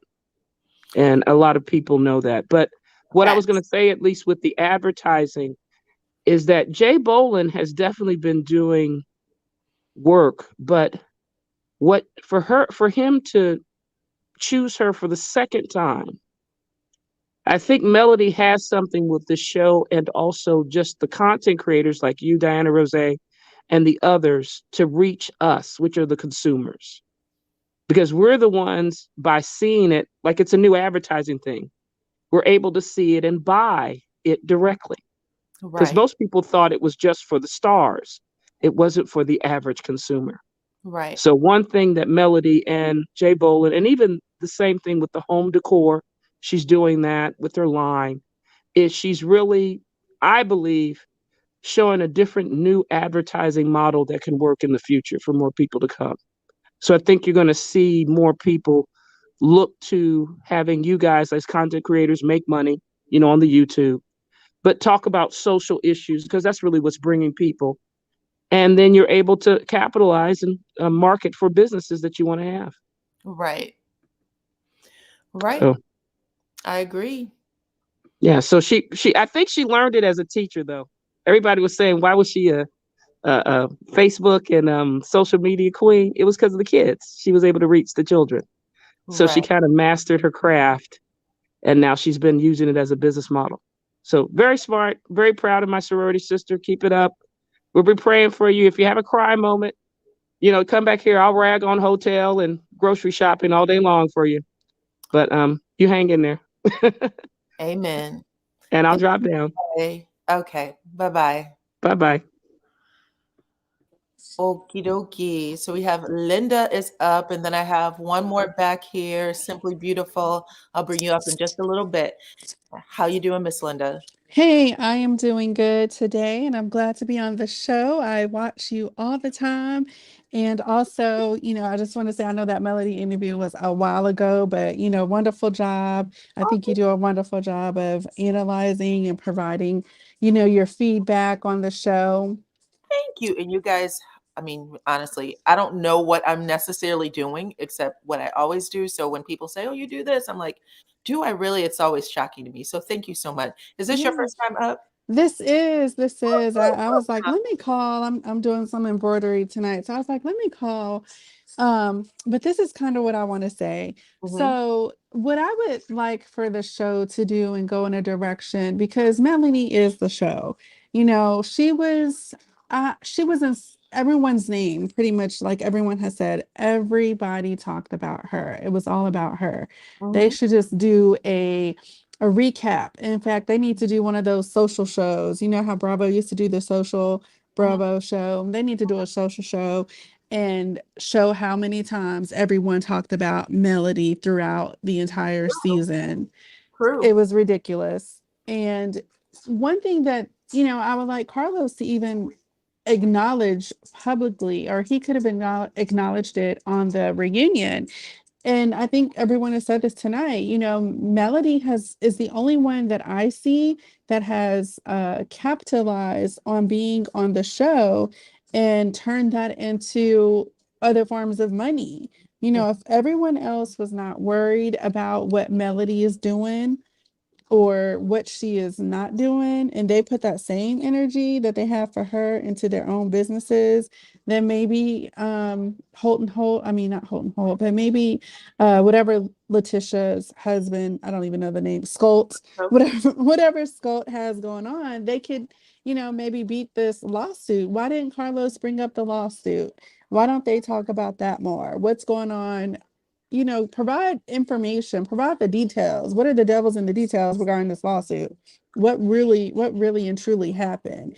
And what I did not like, what Tisha said about Melody is how she's like a devil, or she said something about her saying that she's Devil in sheep's clothing. Yes. Where did she come up with that from? Yeah, she thought about it before she got there, and she made sure that she said it. She had a whole list of points in her head that she was going to say, including pretending, first of all, setting up the drama like, oh, Kiki, you told me that Melody called someone at City Hall and got these police records, which Kiki said, which is weird to me. When someone accuses you of saying something that you did not say, what do you say back? They didn't say it. I didn't say that. You should say, I never said that. Tisha, Yeah. I don't know where you heard that from. And she said that before, but when you say, I don't remember, I don't remember saying that. I don't remember saying that. It's either you said it or you didn't. Right. I'm like, these grown people like turning into 3-year-olds. If you didn't say it, you'll say, girl, I never said that to you. And if you wanted to lie about it, you would say, I never said that, Tisha. I don't give a damn what you say. But for her to say, I can't recall or I don't remember. And when she got up, Melody side-eyed her so hard. It was like Boss Baby when she was side-eyeing Tank during the prayer. I was like, oh my goodness, girl, what was that about? But yeah, I agree with you. It's just people don't do what they're supposed to do. Tisha sitting up there blaming her cousin for stuff. Kiki clearly at this point, I think she just wanted a entry onto the show. She just wanted to show and set her own rules. Yeah, that was eye-opening. The moment with Kiki for me was eye-opening because she had to tell the truth and acknowledge that she was going back, saying, whatever the conversation she was having with Melody, she was going back and saying, what the conversation was with Tisha. And this is the thing to me, like I'm older than Melody. However, she's lived a different type of life than I lived. So I ain't even lived anything near what she has. So she's much more mature than me in that sense. However, when you fall out of friendships with people, or if you are friends with somebody and people that mutual friends who used to be friends and you're not friends with them anymore, I think that as a grown woman, you know how to maneuver that situation and don't talk about what your conversations are with other people. Well, I'm not going to speak on that because that person's not here to defend themselves. Or why don't you call that person and you have a conversation with that person? Don't go back and tell them what's going on and you playing a telephone game. To me, I didn't like that. I think Melanie probably saw that. I don't know what her friendship is with Kiki after the renewal of the reunion show. I don't know what their relationship is, but that was very telling. Kiki? Yeah, Melody and Kiki. Yeah, I don't know if they're still friends or not, or if they are associates or whatnot. But I think it's that they weren't friends. I know that someone came on and said, I have an interview with Kiki. She was like, oh, you're going to love it. Like she was very positive about it. Oh, okay. Well, that's good. But, I would it would be great to see someone who is Melody's true friend on the show. I just feel like she's on there with some sneaky people, some people who are jealous, very envious. It's just so sad that, I know the show, we pretty much found out later on the back end what really was going on with the show. I think they just wanted to get the show out. But with all the drama. Now we do know that, you got to have some type of drama, but I think that the drama kind of has gone so far that they're really trying to X her out. And the thing about Melody is she's so resilient, and that's good that she's been able to power through. She's still been able to make all types of moves throughout all of that drama. And no one else is capitalizing off of it. I want to say that I'm happy that you said that they're trying to X her out, because if that was ever the plan, that was another reason why I really liked that Dustin was on and saying they don't work without her. There's nothing else to be said. They've all built their storylines around her, around hating her. Therefore, they can't stand on their own because they don't have any connection with each other. What can they possibly talk about? That's why when we see scenes with Tisha and Destiny, like when they were at the restaurant talking and Destiny was like, oh, Moses wants me to cook. It was like watching water boil. Because the only time the conversation actually got lively is when they started talking about how much they hated Melody. Yeah, that's all of them. Yeah, and that's sad. You don't have anything going on in your life. They could talk about, and I'm sure they have things that they do, but they need to discuss it. Stop talking about Melody because it just makes it seem like, what is the purpose of the show? Facts. You know, what is the purpose? Who has something going on? What is your story? What are you bringing to the table? Everyone is bringing I hate Melody to the table is what it is. Check it out. Even the men, when all the men got together, and the men are supposed to be completely independent of the women. But even when all the men got together, what did they talk about? Melody's mom. That scene was all about Melody's mom. It was wild. They're all at a bowling alley or wherever they were eating. And for some reason, Lewis is in it. And they're all sitting there giggling about Melody's mother. Horrible. Every scene has been about Melody for the most part, except for Kimmy's. Yeah, and I don't know much about Huntsville, but I'm sure that there are some other people that live in Huntsville that have, things going on, businesses, whatnot, married couples. I don't know if they need to reformulate the cast or bring some other people on. Who could bring something new. And I know I to be honest, I didn't like Stormy from the jump. I just didn't, I did not like her. One of the reasons why I didn't like her is because her whole thing was, oh, I've had money. I'm not new to this, and then when she made the comment about like, I know how to turn it on in board meetings and I know how to code switch, and I just don't see how she knows how to code switch because I don't get that from her. And the thing about it is you can have all the money in the world, but you still don't have a class or decorum about yourself.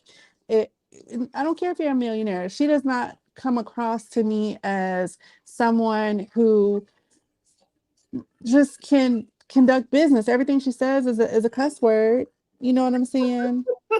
How are you conducting business when you're on the show and you're presenting yourself cursing all the time? How are you doing that? So that I don't know. Her and her mom, the stuff that was brought out with her mom talking about Melanie, that to me is just very wrong, especially for a grown woman, a senior citizen at that. Why are you talking about this girl? Right. And what does she have to do with you? Absolutely nothing. Right. So I agree with you. And I forgot you were having a conversation about this being set up. Tisha making that whole story up so she can go back and get the puppets. That was exactly it. And I believe that Maurice helped her find those puppets because of the way he was laughing. So I think he had something to do with it. Yeah. All right. Well, thank you. I appreciate you, Linda. Hey, Diana. How are you? I'm good. Yeah, I was over Maurice and his laughing. I was like, him and this obnoxious laugh has got to go. I know. It was so much. It was just, ugh. But you want to know something? He did this season 1 reunion too, remember? When Tisha got up and she bowed and thanked Mel for making her, he was over there laughing very obnoxiously. And I was like, why? Really? I have to go back and look at that reunion. I'm telling you. I know he was doing a lot. He sits there with his hands clasped together and he's staring at people with his eyebrows raised up. And I'm like, why is he so intent? Like he'll stare at Martell in particular for like a long period of time. He doesn't do it as much with his brother, but he stares at Martell like he's trying to talk to him with his eyes. Even when him and Martell was like air fisting to each other, I was like, your wife is sitting here trying to have loyalty to you, and you're sitting up here air fisting with Martell, and I reading with him. I was completely confused. My guy. Danielle said, ever notice the term the core 6 is always used as if the show is still based around all of them and none of them could be replaced. They just started using the core 6 this second half of the season, to be honest. Yes. The second half of the last season is when they started using the core 6, and they brought it up each and every time. Dustin brought it up. Listen, without the core 6, then Carlos was saying the core 6 still has magic. They are the show. Mm-hmm. Yeah. Well, they would have to be, because again, the core 6 of the core 6, it's really just Melody and Martell. But everybody else, they don't have storylines of their own, and we all see it.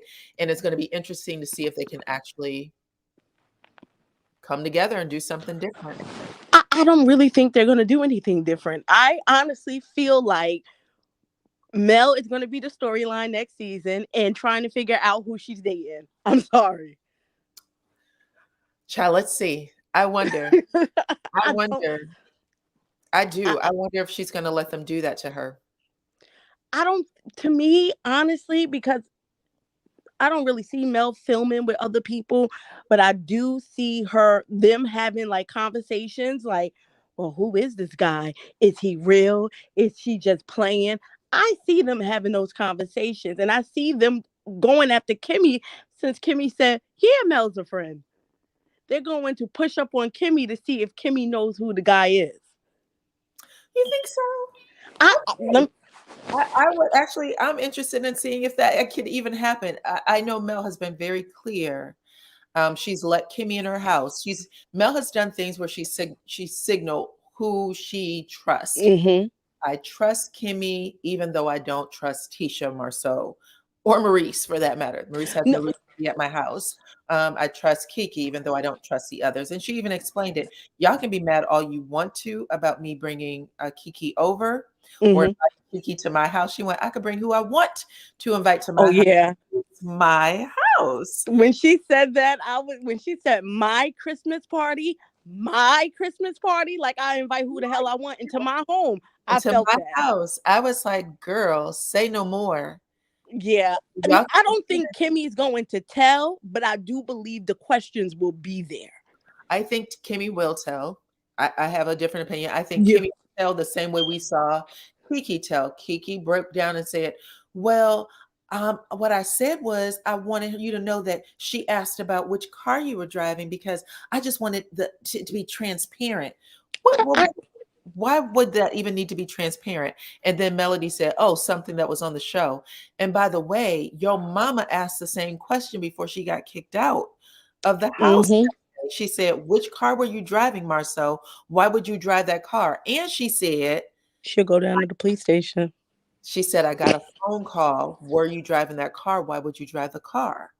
So she was implying something else happened. Yep. And he said, why would you do that? Tisha, I don't need this. Get out. And she was like, Mom, let me ask the question. Then Tisha tried to buck up and he said, I was driving it because it's mine. Yep. Because I know Wanda even said in that scene, she said I think she said me and Tisha would go and get the police report. Yeah. And I was like, oh, okay. So it was kind of weird that if Melody's watching the show and she's cracking up, watching you two yell about who's driving a car, I would call Kiki too, girl. Which car did Marcel wreck? And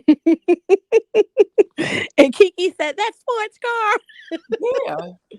She said, I don't think she asked how he afforded it. I don't really think she cares about that. But Marcel actually said that's why he said that in the chat too, y'all. Let me find Marcel's comment. Marcel actually said he was trying to find out how much I spent on the car. Hold on. Oh, I didn't pull it. I'm sorry. I'll have to pull it and give it to you guys in a commentary tomorrow. But he was on Facebook. The one thing I wanted to say about that Dustin guy, he clearly doesn't know Marceau. Marceau goes back and forth with women all the time. I don't know why they try to pretend like that doesn't happen. Oh, that happens a lot. Yes, that's what I said. I was like, he must not know them very well. Not only do Marceau and Maurice go back and forth, but Micah, the other brother, whomever, they all get in the comments and say stuff. All of them. They like, I feel like their mom had a bunch of girls and didn't realize it. Right. Exactly. I get what people's issue is with Dustin and the Kimmy and Mel situation, I Mhm. feel like Kimmy's apprehension came out that way is because at the end of the day, Kimmy is still married to the Scotts. You know, she has to be amongst the Scotts, and clearly the Scotts have an agenda against Mel. So Mhm. I think she was apprehensive of saying Mel is a friend, but at the end of the day, clearly Mel is a friend. I mean, she kind of threw a monkey wrench into the narrative that Mel doesn't know how to be a friend to anybody. If she's giving you referrals, she's sending you food, she's calling and checking in on you. Clearly, the woman knows how to be a friend. She just doesn't like the rest of the people on the cast. She didn't only say she calls and checks in, but she said, whatever we need, you have been there for you. And then that's when Maurice chimes in too. That says a lot. But we don't, uh-oh, are you okay? I'm Hello? all right. Okay. Um, yeah, she was like, you basically, without even having to call, anytime we picked up the phone, you've always been there. You know what I'm saying? Mm-hmm. That's wild that she would say, but we're not go to the movies kind of, we're not go to get a massage kind of friend. Okay, girl, there's different friends, but if somebody gives you whatever you've ever asked for, whether it's referrals or checking in on you, she was like, she's always been there when I need it. That's a real friend, Kimmy. And the fact that even now you have to tone it down to make the Yep. one across from you and the one beside you feel better is wild. You want to know something? Because when she said, "I don't understand why you feel that way," what do you mean you don't understand why she feel that way, Kimmy? Mel was bothered by what Maurice said in the same magnitude that you was bothered by what Maurice said. Right, I saw that interview. You was triggered by what he said. right, right. I agree. I said the same thing. I said, I saw you, I saw your face, I saw you kind of slump. Like, why would you say that? Like, Yep. but I was like, Kimmy, you got to get a backbone, girl. But she doesn't have a backbone for her own fight. If she doesn't have a backbone for her own fight, it's going to be hard for her to take up for somebody else. But I Yep. noticed that Melody didn't say, Kimmy, you were wrong. She said, you shut up and let her answer her own. You gotta love Mel because that's why they don't like her. Mel is not a pushover. But she Mel tried to has pick up. Yeah, she was like, "Oh God, Mel, he was just doing what you were doing." But she was kind of trying to pacify the Yep. way a abused woman would pacify, like, "Oh, don't get me in trouble. I don't want to get you in trouble." It was. And Martell is a PR nightmare. I'm just gonna say that. Yeah, Here you are with this PR relationship. You stage your phone call in the room, but the minute your ex-wife walks out and you know she goes by Melody Cherie and you scream hope, hope, hope. Like, dude, get over it. It's you, over. you scream Hulk, and then you sit there and stare her down like you drinking her in with your eyes. I said, oh God. And he was a mess at that party. He Yeah, was a mess. And I agree with you. There is no chemistry between him and Sheree. none. And he proves why he shouldn't drink at all. Oh my God. I agree. I Did agree. you see the part of the live where he called some girls, some groupies? He said, what are they doing over here? The Those group that groupies? I was like, with oh, Ray's son. yeah. It was I was like, daughter oh and my son God. there, and the girls were on the side. He was like, "Oh, there's some groupies over there. What y'all about to do? Sing?" I was like, "Oh, Martell, you're never here. You could not be at this woman's house." I bet you he was offending everyone. Yeah. Well, Apollo, I think Apollo kind of said, get away from me. Because Did you he hear went the over to conversation he was in? Apollo. Yeah, to tell him that the gay guy liked him. Yeah. Oh, wait, that's what he was. Oh God. So that when he was talking to him, he was like, "Hook me." The guy asked him to hook him up with Carlos King, and he was like, "Oh my God, no one's ever asked me that before." He was like, "Well, let's say I can't hook you up with Carlos King. Who would you want to be hooked up with?" And he said, "Apollo." He went from Real Housewives of, and he goes on this whole thing, and he goes, "Apollo's here." So he's one of those type of people, and that's why I said Martell is a touchy feely, obnoxious when he gets too much alcohol. And what he was very careful not to do is be too touchy feely with Sheree. Oh yeah, because he doesn't want to set off baby mama. He knew because she's not with it. He put his arm around her that one time, and then when she came to him to tell him to calm down, he just walked away. Yeah, this stunt is not going to work because I can only imagine what people said to Sheree once he was away. Like, girl, what are you doing? Right. This is not worth. He's not worth it. And at some point, I feel like he passed out because Sheree continued the party, but there was no Martell in sight. She kept going live, and I was like, "Well, where is he? He must have passed out." Oh, how embarrassing! Oh, child, and he tried to say he wasn't drinking, dude. Yeah, he He knew was he like, was. "I'm drinking my pineapple juice." I was like, "There's more in that pineapple juice." Yeah, when he went to the kitchen, he said, I'm tore up. He said, I'm tore up. He was drinking vodka, brown liquor, champagne. He mixed everything. Oh well, that's one thing. Well, if you're a drinker, you know you're not supposed to mix. So When I kept seeing him, like he got a short glass and a champagne, I was like, "You done? You are done, done." yeah, he probably embarrassed the hell out of that woman. But Yeah, that's what you get. You let because I was firmly believe Carlos put them together. right. Exactly. Exactly. Okay, I'm going to bring you down, Miss Simply Beautiful. I All appreciate right. and then we have one last person on, and I appreciate everybody who is still in the chat with us. We've been on for a little bit, but I have 1360 of you on, so go on ahead and hit that like button if you will. All Just right. 100 more. And thank you, Have Miss Simply Beautiful. no problem. Have a good night. You too. Bye-bye. Bye bye. Hey, how are you? This is Journey to a Better You. I don't think you've been on before either. I have. I You have. have? I've been on with another channel and I was on like recently. So I'm just Okay. new with this channel coming on, but Happy New Year. I'm Good. going to be brief because I know we've been on a long time.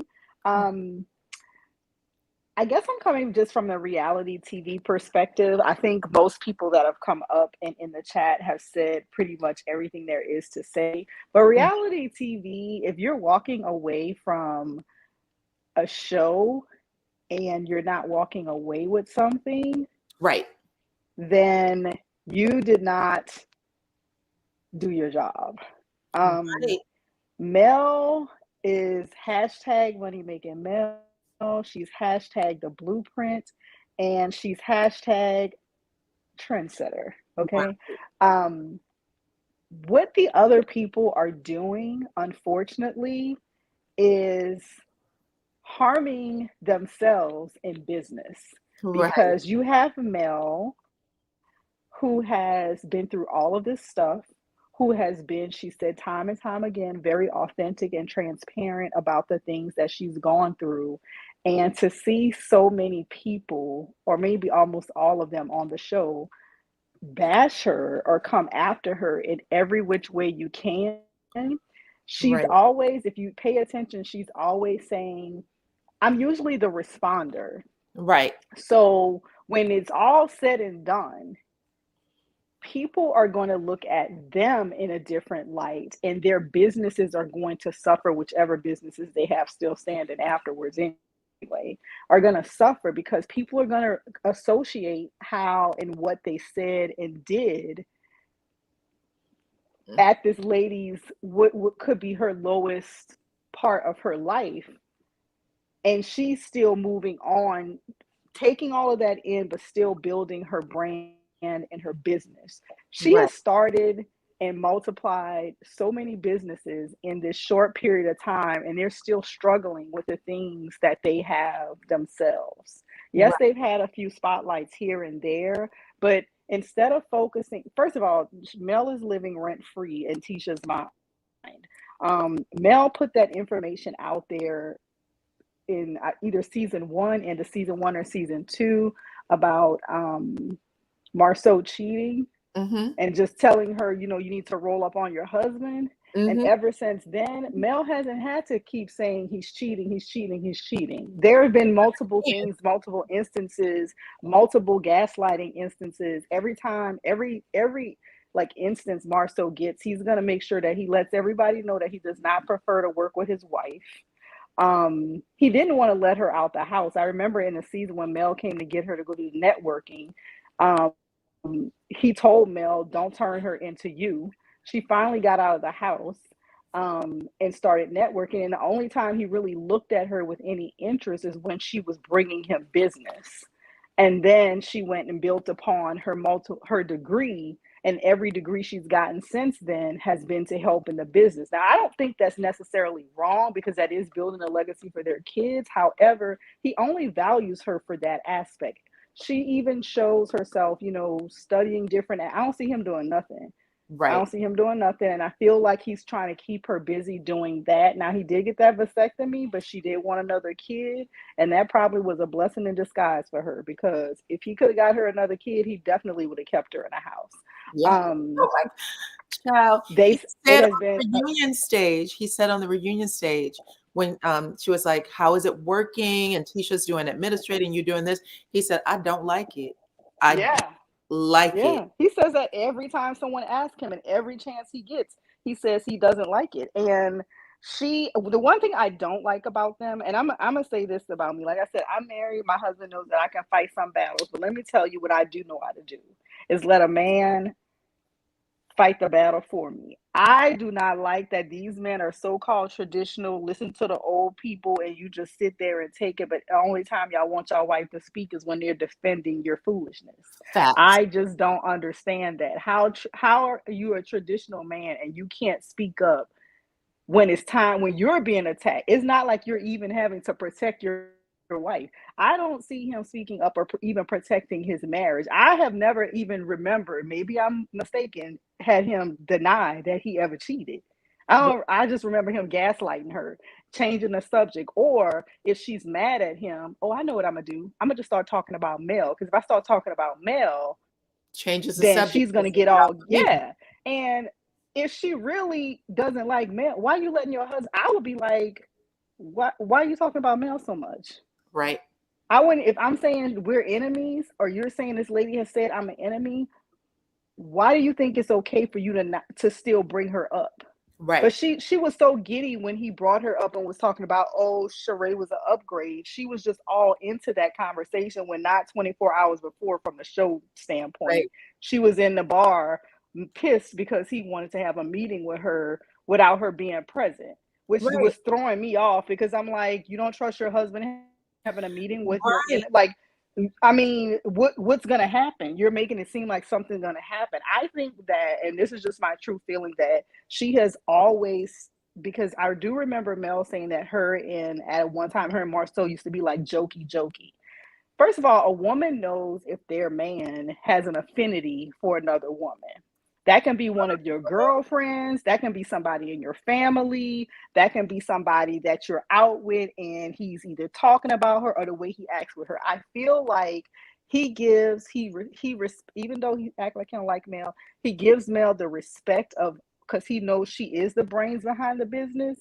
And he's always had an affinity for her, and it shows. And it's almost like he can be smiling and laughing with Mel and then come back to his wife and have a whole different disposition. Right. So I feel like she knows that, and that is that is like the main reason. Also, when you go back to the season, this is when they were in that when they called Mel bougie, and Mel, like way back in the beginning, and Mel was like, well, I gotta be bougie because I want to go to a whatever. I remember Tisha's one of those friends, and I do not like clingy people. I don't like clingy people. She's one of those people that clings to people, and when someone tells her no, because everyone dances around her feelings, and she's not going to be able to handle this. Listen, that's life. Is the truth in this life. Handle it. She was like, Mel, do you remember this time? And Mel was like, no, I don't remember this time. And she was like, that's because we didn't do anything during that time. Girl, Mel got a whole bunch of kids and a life. So what? She didn't do anything with you that year or that summer or whatever. Don't you have kids and a whole husband and something else to do with yourself? No, I guess she didn't, because she was stuck inside. I think that Tisha's a beautiful person, like beautiful, like looking. I don't think that she's as dumb as we all think.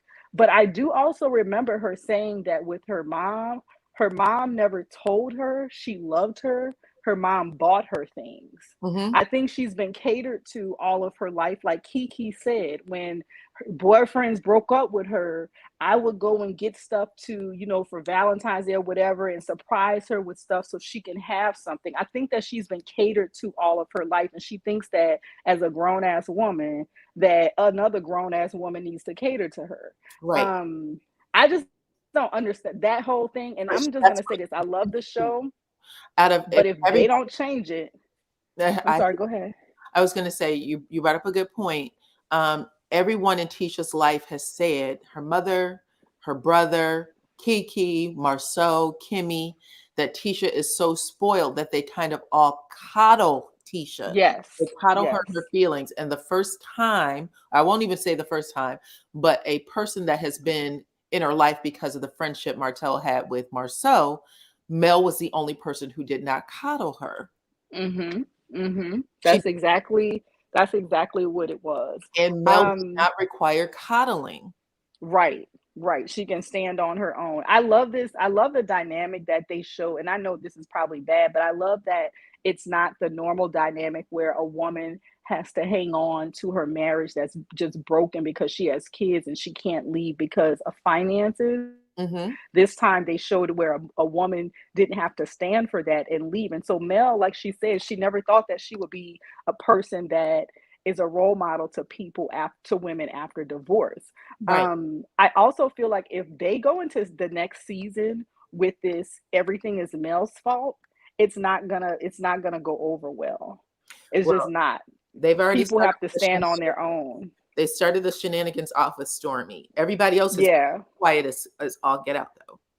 Yeah. And when Dustin, I looked at that interview as well. That was my first time actually looking at Carlos's interview. It just popped up on my YouTube, and I was like, dang, I'm gonna look at this. The guy was on point. I didn't like how he tried to talk about Ms. Van, but that's a whole nother thing, not nor here nor there.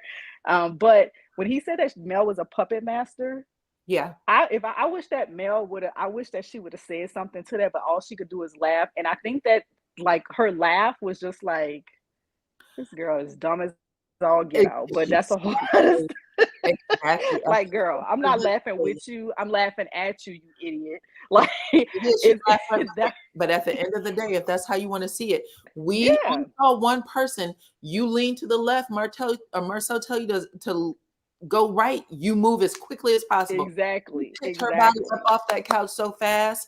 It was like a kid. Her own. Exactly. Like a kid. I was like, girl, you should have lived there for 30 seconds just for GP. Yeah, when he said she's the puppet master, it made me think about how when I feel like she fed certain people different things. I'm gonna use Destiny as an example. I feel like she told Destiny some things, and when you know how you tell somebody something, but you don't tell nobody else nothing, so you can see if it's gonna get back to you, so you know who told. That's what, when he said she's a puppet master, like, it is chestnut checkers. I am pulling y'all strings, and I'm gonna sit back and watch. Now, I do remember that Mel did say that she did bring Kiki on because she was like, I think her intent was to be like, okay, people thinking it's just me. No, Tisha moved funny.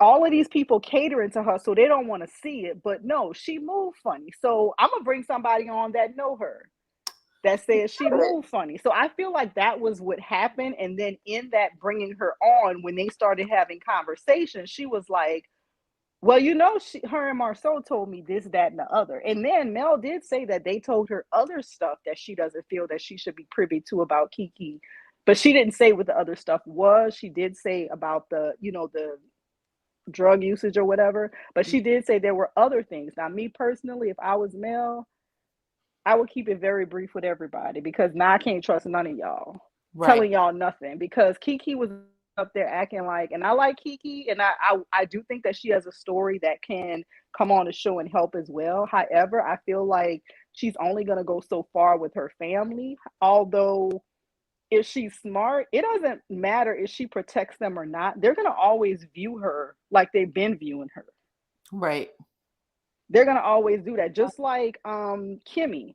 They still view Kimmy in a certain manner. Even after, when Kimmy's like, oh, I'm in a bad place with them, you're still not in a place where they fully trust you either. Right. So no matter how you act like you're a part of the team. Now, when Carlos said that they had a meeting outside of him, the 6, I'm gonna tell you, the 6 may have had a meeting, but the 4 or 5 had another meeting that didn't include Mel. I said the same thing, girl.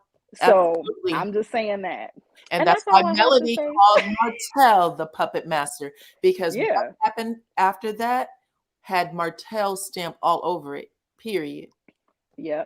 And the other thing I wanted to bring up, when Martell was saying that I have invited you in my house, and when Mel was like, have I ever invited you in my house? And she was like, we would sit here, here, and there. And when he said, I invited you in my house, I do remember that scene where she went over with the kids and she stood outside and he was like, you could come in. And she said, oh, okay, I didn't know. I was waiting for you to invite me in.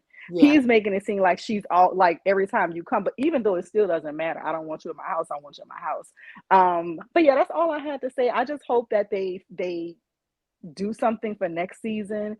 These other people are not paying attention to the things that Mel is putting out there. She's putting how to do it out there. This is the blueprint. This is how you do. This is how you make connections. But they're not paying attention that they're really harming themselves and their businesses and the connections with the way that they're moving with Mel. And they should know that just by what happened to Martell and the with the 47 acres, the builders. They didn't want him to be the face of anything because of how he moves and his moral, just the moral standpoint of it. So I feel like they're hurting themselves and they're not even knowing. And I did see that Tisha put up her, I guess she's in a let me prove y'all wrong mode, but I did see on her Instagram, she put up we're building on Scott Manor. She put like a little picture and stuff. And I'm like, girl, now you answering everything. You need to be answering why you brought them puppets on. That made you look like a fool, but that's a whole nother story. But thank you so much for bringing me on. I enjoy your channel. So thank you. That's all I have. Thank you. Thanks so much. Okay, You're bye-bye. welcome. Okie dokie, you guys. So that is it with everybody in the back. I really appreciate you guys for sticking it out with me for the last, I think we've been on for 4 hours. So anybody who has been on this chat the entire time, thank you guys. Thank you for everyone watching. Thanks to all of my members. Thanks to the moderators, Tanga J and Tasha Rains. I think we're on today. You guys really helped me a lot staying on the entire time. Yeah, guys, I just want to come on. So many of you have reached out to me about Dustin Ross that I wanted to make sure that you got a chance to come on and talk. And clearly y'all had a lot to say, so I'm glad I came on. And what else is going on? That's pretty much it. I will do another video or commentary tomorrow, and we'll go live again sometime this week. Of course, on reunion night, we will definitely go live after part 2. But you guys, thank you for everything, and I hope that you all have a really good night. Bye-bye.